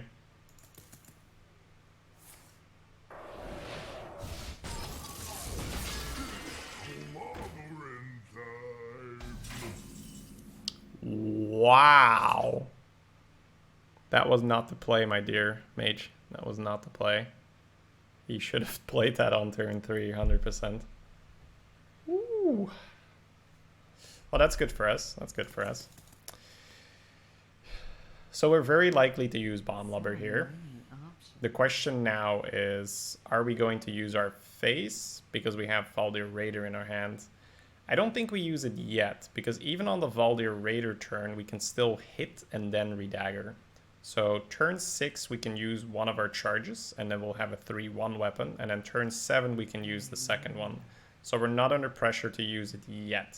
And that is if we are going to Raider on 7. That is not guaranteed yet. Although it's pretty good, it's out of portal range, it's out of flame strike range.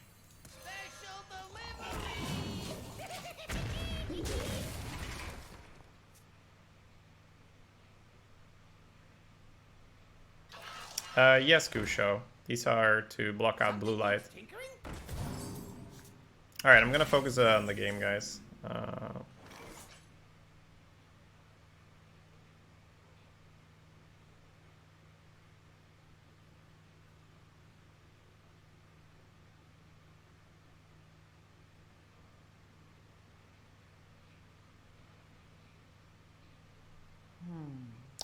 I don't actually want to play safe because Portal is so good for him then. I would rather get Flame Strike than Portaled.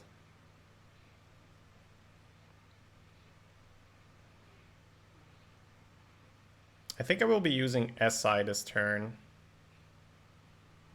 So I think the ordering here is face with the pig, play another pig, 3-3 in the 2-2, go from there.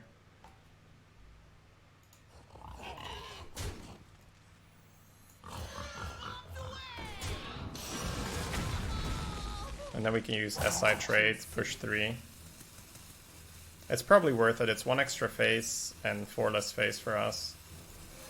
This guy's toast. This is far better against Portal than just letting him take your save.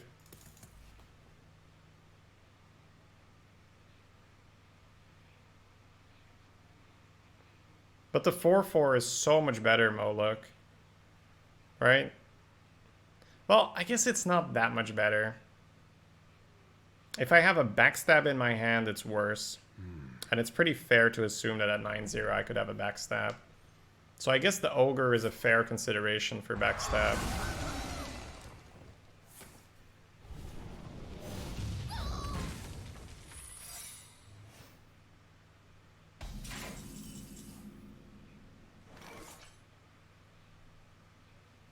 Looks like we'll be playing Valdir Raider. It's a bit of a pricey kill if it is Mirror Entity. But it makes the most sense out of our 3 minions we have. I enjoy raiding. Sure. Hey, lights out. So, spell related or effigy.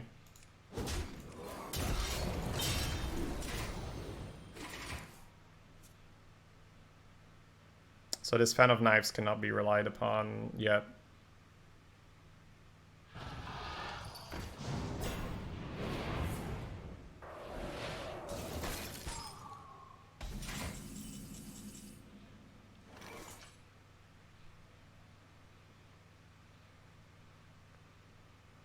The safe will protect from Shovel Fist.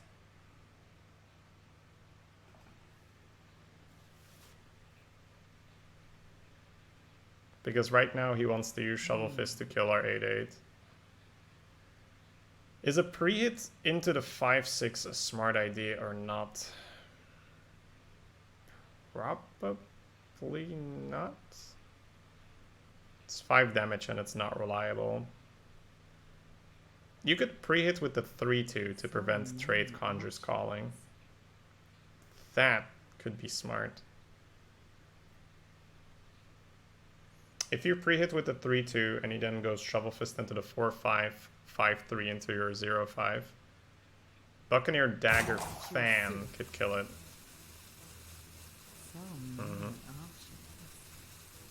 I think the main part here is to avoid Conjures Calling on this thing. I think I will actually pre-hit with my face.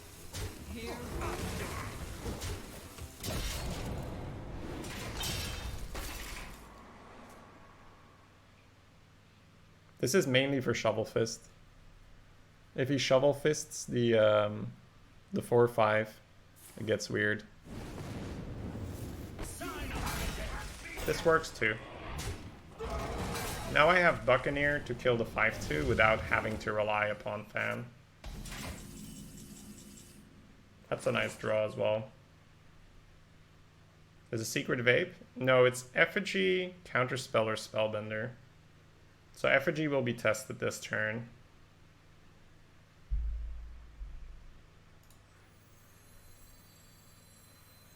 Feed the fish like blubber. The health is probably too important. 5 health should trump this, I think. This only works. Here on we simple go. minds. None of your business. High tide. Now Pyro doesn't counter kill us, right?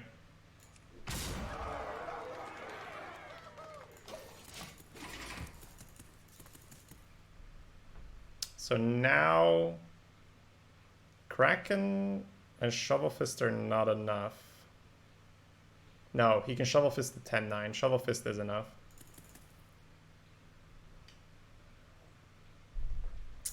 But then the Shovel Fist doesn't get the free kill. Interesting. You definitely want Fan countered over Sprint. Ideally, I never have to play Fan if I know it's Counterspell. Ideally, I win the game with him having the Counterspell up. So I don't want to test just to test, because you lose 3 mana. Look at it this way: he has already invested 3 mana in the secret. If I never proc it, that's 3 mana that didn't really do much on the board. Yes, it did prevent me from playing Fan. That is true. But pure tempo, it didn't do that much.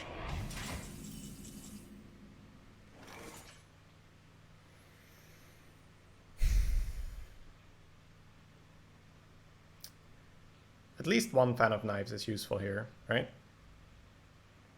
Bonk, bonk, bonk. It's just that 2 Fan of Knives might not be useful. Which is fine, because we can just redagger.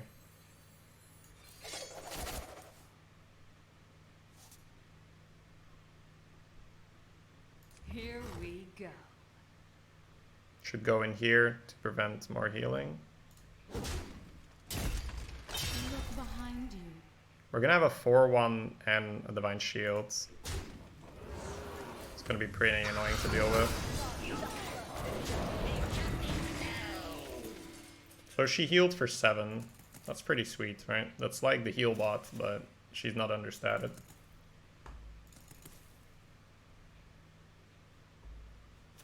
I can catch up with the chat after this game. I saw a question earlier, but I'd actually want to just keep thinking in terms of the game right now. I don't want to switch out of that.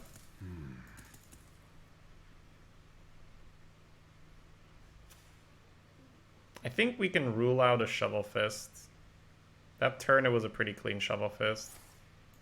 Kraken, we can't rule out yet.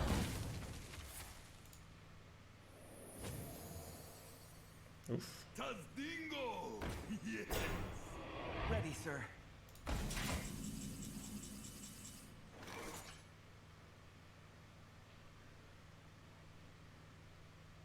I guess the Fan of Knives could work with the Juggler.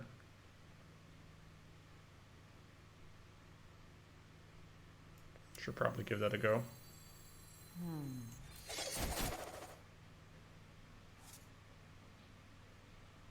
The poison right now does not matter.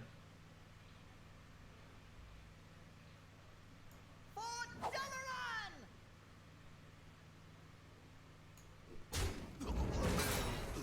Put this apple on your head. Here we go.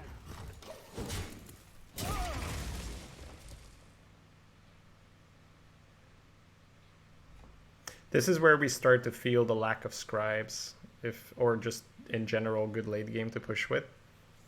We haven't been able to reinforce our board with like scribe, kill him, right? It's the good 5-drops that are keeping us in it. Interesting. And I guess, yeah, the Kraken. You see, right? I was telling you guys, no fist, but maybe Kraken. Because you can tell from how he's been playing the entire time. This is actually a decision.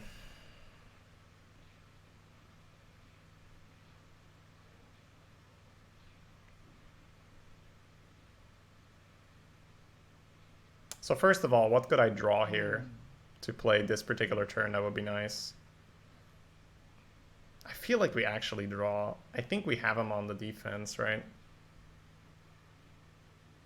If I can find a good 3-drop here and just jam face, he should be the one trading. The problem could be Conjure's Calling. Have we been in a spot where Conjure's has been really good for him? We damaged the Stegotron. No, we damaged the damaged Stegotron, so he couldn't do it there. He played a heal bot. He could have done it on the heal bot, but he played Rusty Recycler as well.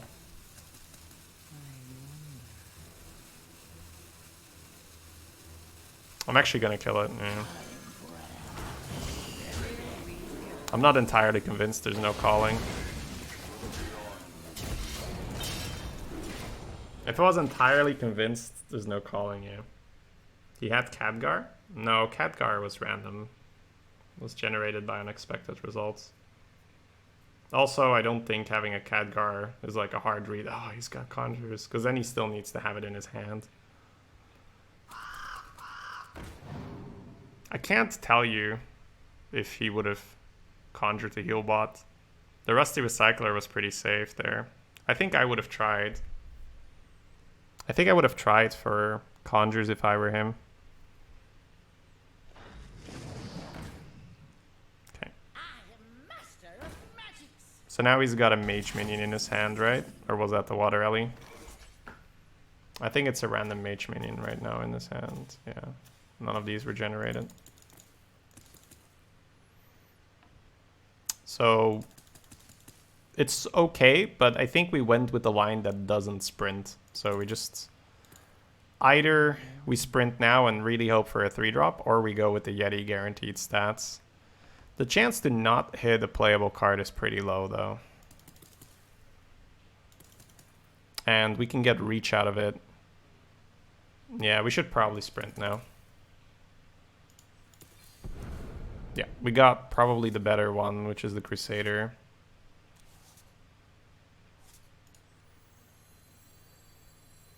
For the crusade! Suffering awaits. Here we go. Yeti Dagger is pretty annoying for him though, because then he needs to ping both the 3/4 and the shield. But if he has Caligos, he can't really ping anyway. If he has Ronan or any of the other big boys like Tony, he can still ping. Got lucky? It's pretty likely for you to hit either Illusionist or Crusader with 4 cards though, right?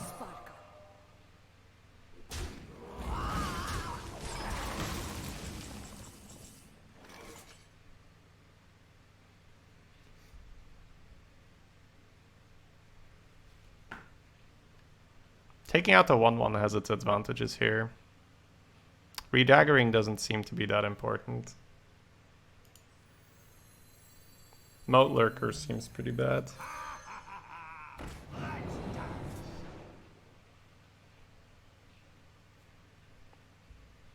That doesn't really help yet, does it?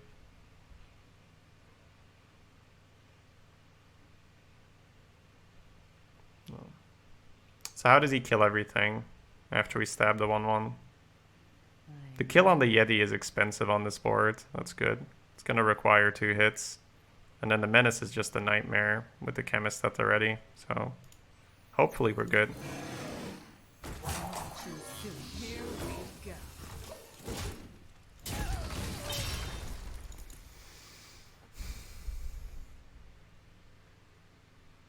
Next card, Dig Day. We win the game if that's the case. Because he cannot kill all the 1/1s with Dig Day, and then we will Chemist the 1/1 for lethal.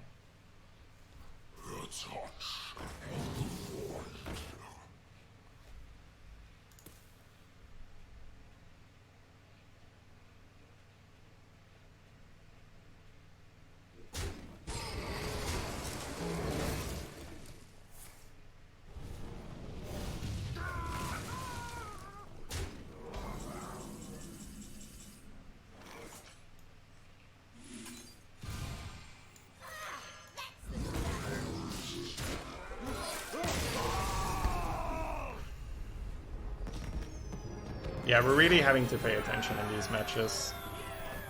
High-level mages are a problem for this deck. Just don't have a good enough late game to really push them around. We need to be very, very efficient in the early game. We need to slow them down a ton, which we did here, right? We made him ping a ton. We got a lot of damage in. We got a lot of advantage on the board out of the early game. If we don't do that, we don't get there with this deck. We need to really, really push them around early.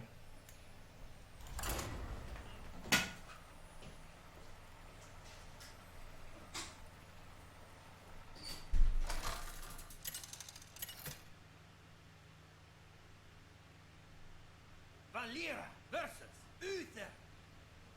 I will fight with honor. Watch your back.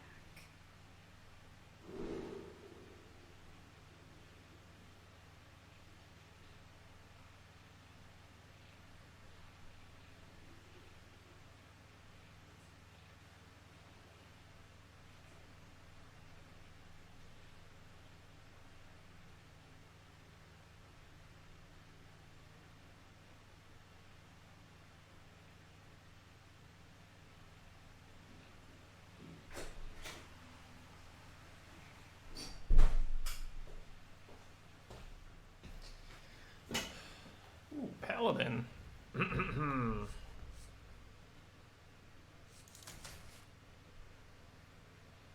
Coin Servant in the dagger is totally fine. I don't think we need to keep Pit Fighter. I think we can look for a good 4. Could you please enable the Hearthstone? Yeah, it doesn't work for me, Pythagoras. It's really weird. I've tried over and over and over. So it worked for me for a little bit, and then it stopped working. And then I switched to Innkeeper, and then Innkeeper stopped. So I've done everything they told me, right? They told like, oh, just uninstall it, do this, do that, and every time it just doesn't work. So it's really annoying for me. Was killing the Kraken the right play? I think we're probably in a favorable enough position to not auto-lose the Conjures.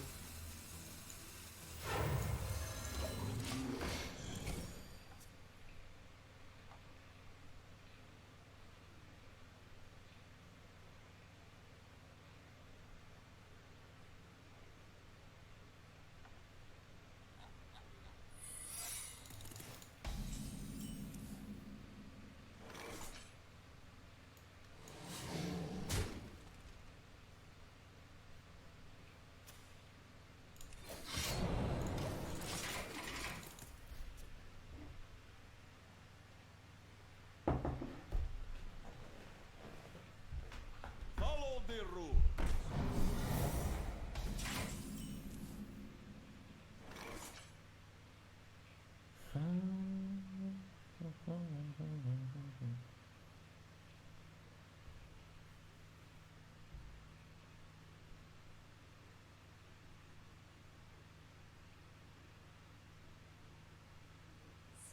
So there's a number of things we could do here. I'm thinking that the Piggy makes the most sense. Because the Illusionist loses to True Silver a lot harder. Here we go.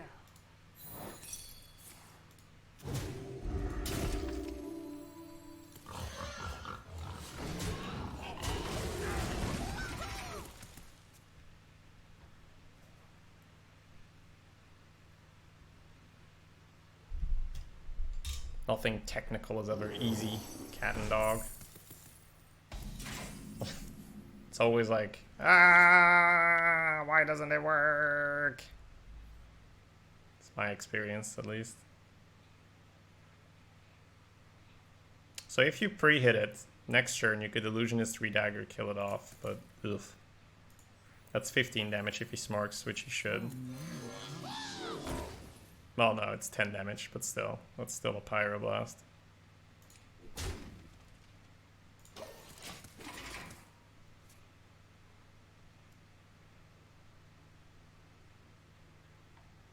It's a pretty bad Consecration, so I don't imagine he would use it. It's good for him.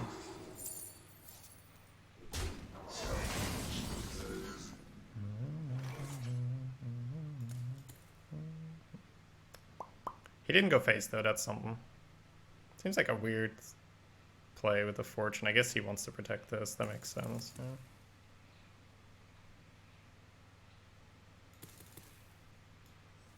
It's not just the city of mages.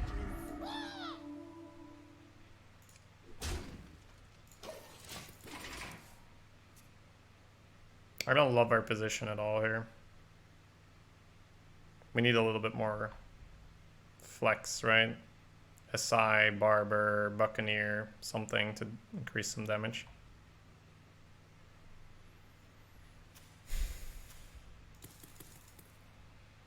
Let me think.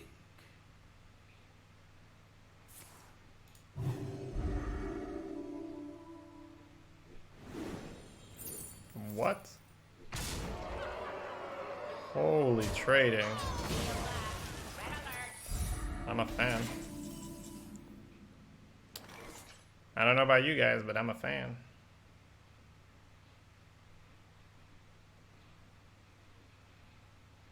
Man, we should have been on like in the like 10, like 14 health or something if we played this properly. Maybe even lower. It might work out for him.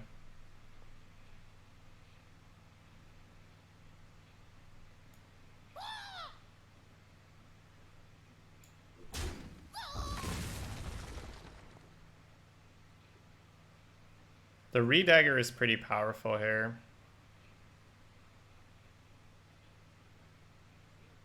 The problem with coining here is that he gets an insane Never Surrender. I'm going to assume a 10-0 Paladin hasn't drafted Never Surrender, but you can't really be sure. So this is where it gets nasty. We either don't Redagger, or we risk losing to Never Surrender.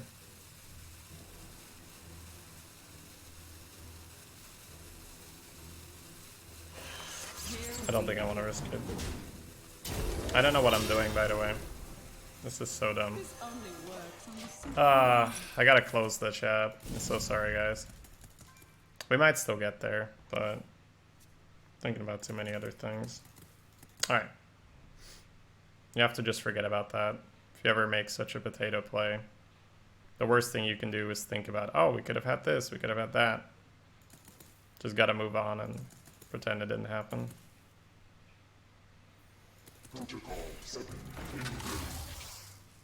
You'll never see me coming. Yeah, going face here is a little... It's weird. It's because I have this, right? So it makes sense, but... Oh, he gets so punished, the poor guy. The one time he goes face, it doesn't work.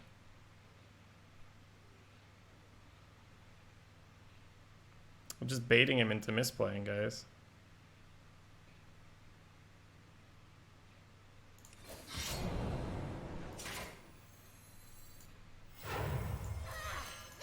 Here we go. Look behind you.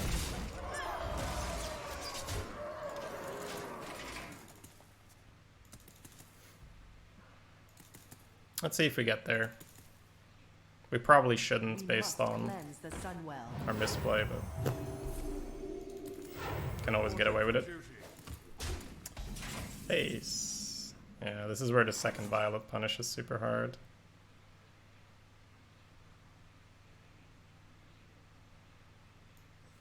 This only works on the simple-minded. Say the magic Here word. we go. I need more!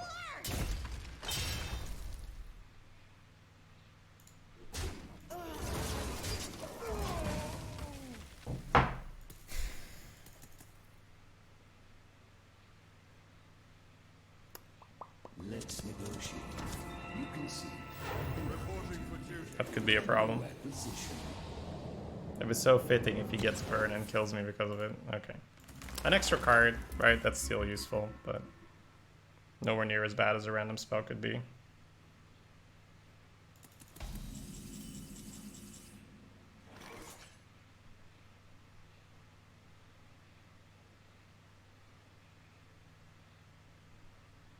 Keeping the 4-3 alive seems like a really good idea.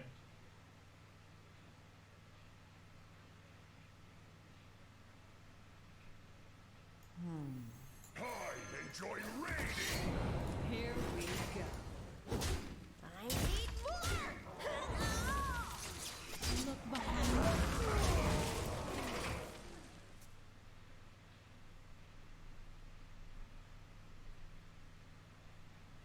Maybe the 4 face was better to threaten lethal. I gotta slow it down a bit.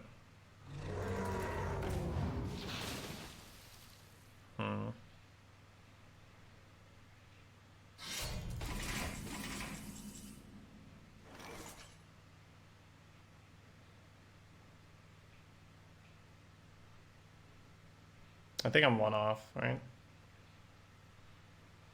With the knife. It's worth to look around for a little bit. The chance we die here out of hand from 5 is pretty low, but it's a possibility.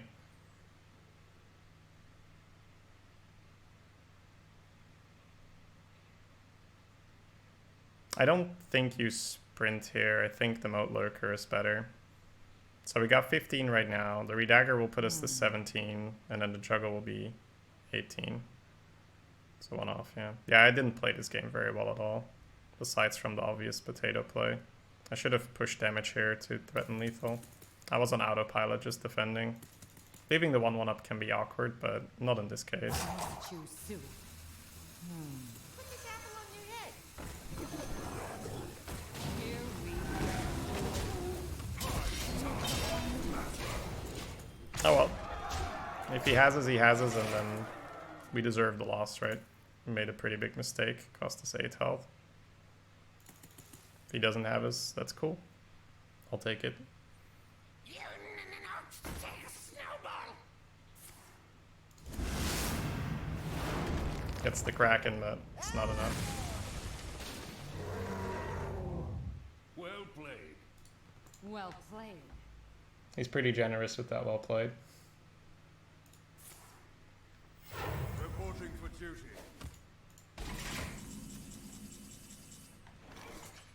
High tide.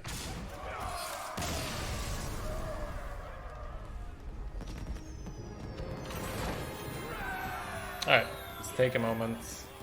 1 second, guys.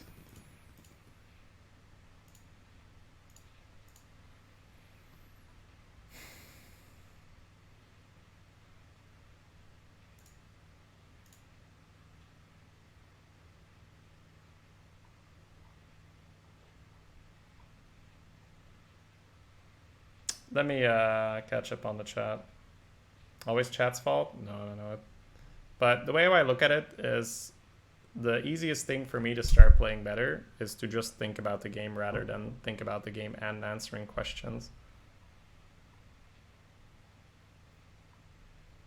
So it's easy for me to just say, okay, I'm gonna look at chat after the game, because obviously I'm not playing that well. Alright. Let's get some diggies in the chat, shall we?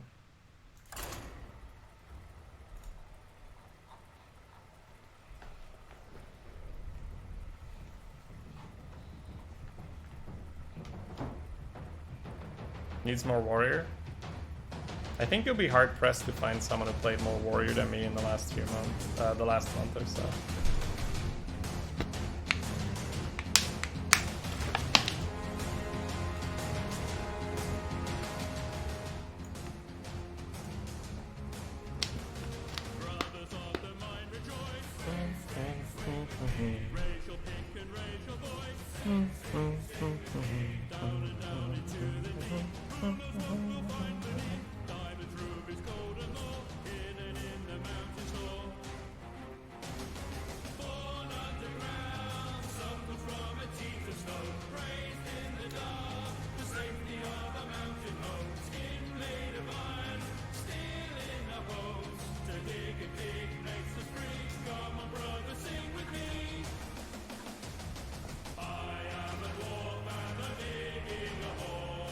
Diggy diggy hole, diggy diggy hole.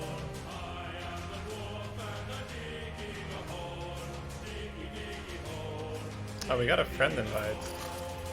Then I have to kick people off, right? I don't know. Not the same guy, I believe.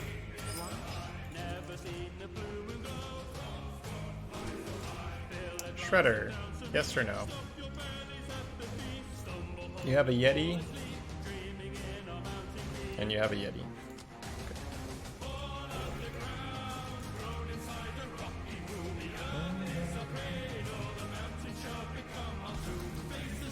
Ah, there's a Yeti.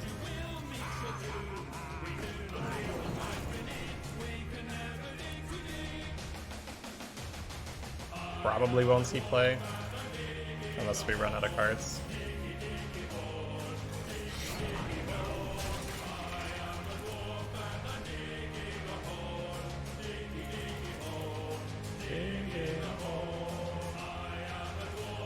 At least we have a good matchup time.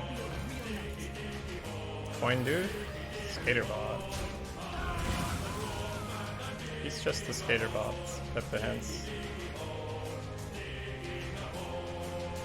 I don't think my Crusader's shield is worth the dagger charge here. Or 2 dagger charges rather. I won't be redaggering for a little bit. I'm going to play a 4-drop into a 5-drop. If I hit here, that means I'm committed to hit next turn if he goes face, but he'll probably break the shield anyway.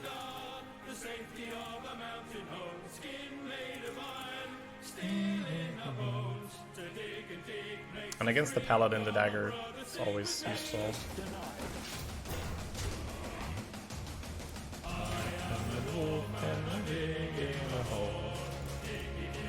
Shredder or Yeti?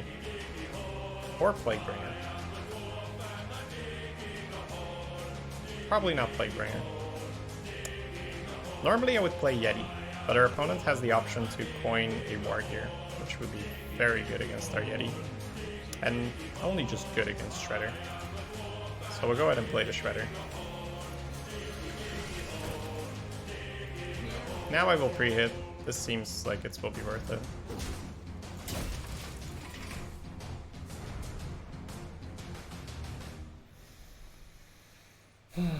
Alright. Ideally we get to just play Crusader. If he plays the War Gear, it will go up to 9 health, and we have 8 damage on board, so... Especially if he goes face, we'll have to use the Plaguebringer, which I will not complain about. Trade is fine.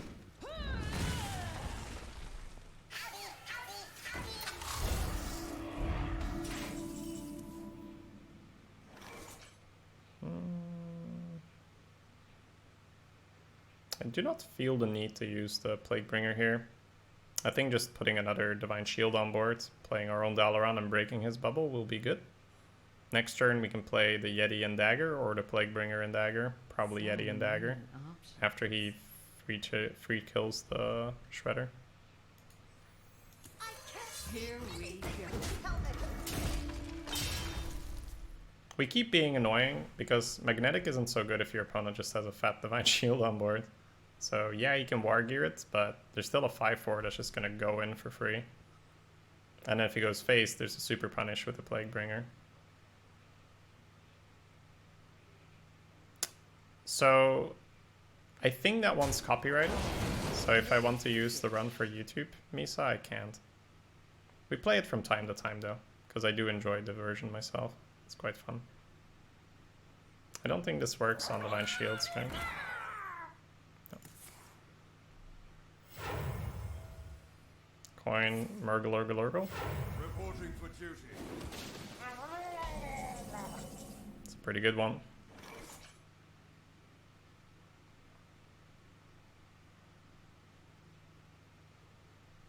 Looks like we'll just go with Yeti Dagger and give him a card. Giving him a card is probably better than giving him another Murloc roll, because he can just high roll it. So many options. Pretty good roll still for him. Next turn we have Violet plus Plaguebringer potentially.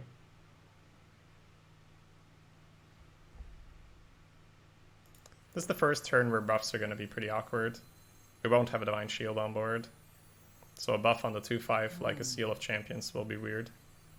If that is the case though, we might use the poison on the 1/4. Here we go.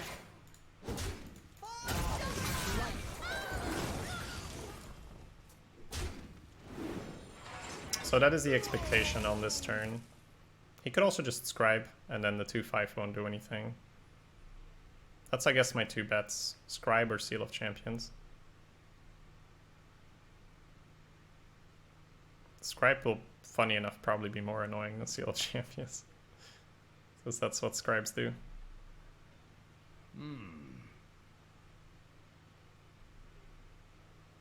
You could Plague the 1/4 into the 2 attack guy. Yeah, but then we can't kill the Murloc Knight, so... You could just... Oh, you mean face that, then Plague, that way. Okay. I don't think that's crazy. I don't think it's better than Dagger, but I don't think it's crazy at all.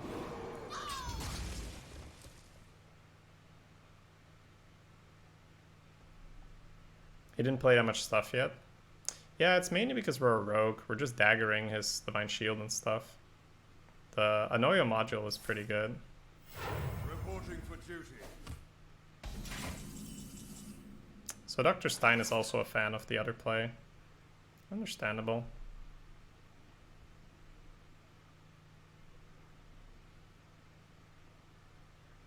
Either way, we're past it. Consecration will be awkward if we go with the good play here, but we'll keep a 4/1, so it's not too bad.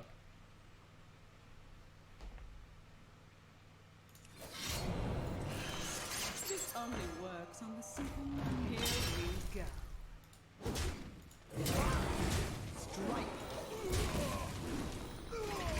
Armor Smith and Violet Illusionist. That's really fun.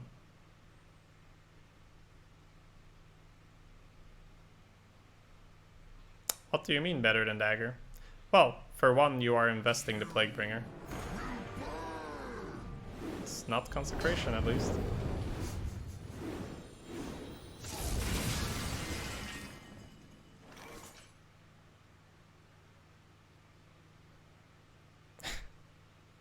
We could have a little bit of BM here, if you guys fancy that. Are you the BMing type of chat, I guess, or should we just do it in the right order?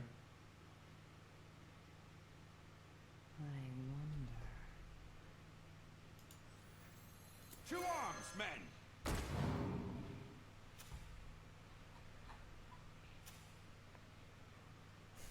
Look behind you. Here we go. That was a mistake. This only works on the simple-minded. Happy Midsummer. Here we go. Alright. We got him, boys. This might hurt.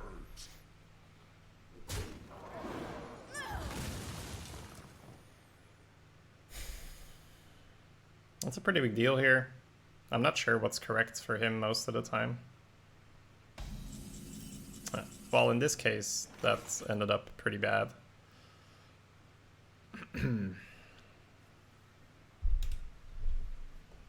He was a good sport, right? He was a good sport there. I'll give it to him. Good sport. Time for an experiment.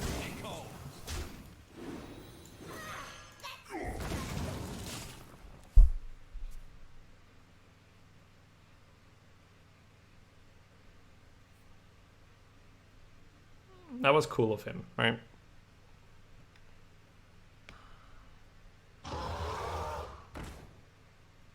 An auto You could dagger and chemist it. Yeah, but I'd rather just get the board here.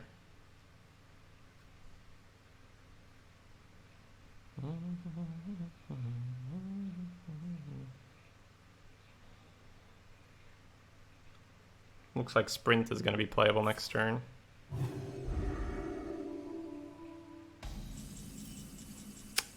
Or is it? That is one hell of a moat lurker. Oh, that is dirty, man. That is dirty, dirty, dirty. Very, very dirty. feed the fish like lover.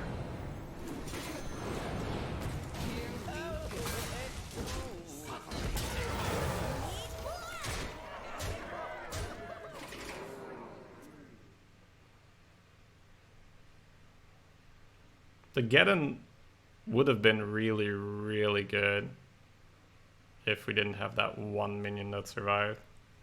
Potentially just game winning. But that's what we said, right? We're gonna at least have a 4-1 if he consecrations. The victory is yours. What a nice sport. Gets hit with the VM. Replies with one emote. And then says well played. Cool guy. Cool guy. Very cool. Hey. Without a single scribe. Moat Lurker and Baldir Raider stepped up. Safe was good as usual. Innkeeper was good as usual. Sprint was surprisingly playable, but it's probably because of the lack of scribes, right? We had some stuff left to do. Bomb Lubber is great as usual. Chemist is great as usual. Plaguebringer is just straight up ridiculous, right? Just stupid that this is in the classic set. Violet Illusionists are super useful. Buccaneer is super useful. Outer Barber was fine. Not quite as good as Buccaneer, but that's mainly just because the 3-2 body is a little worse right now. 2 fans for this deck felt fine. Not too little, not too much.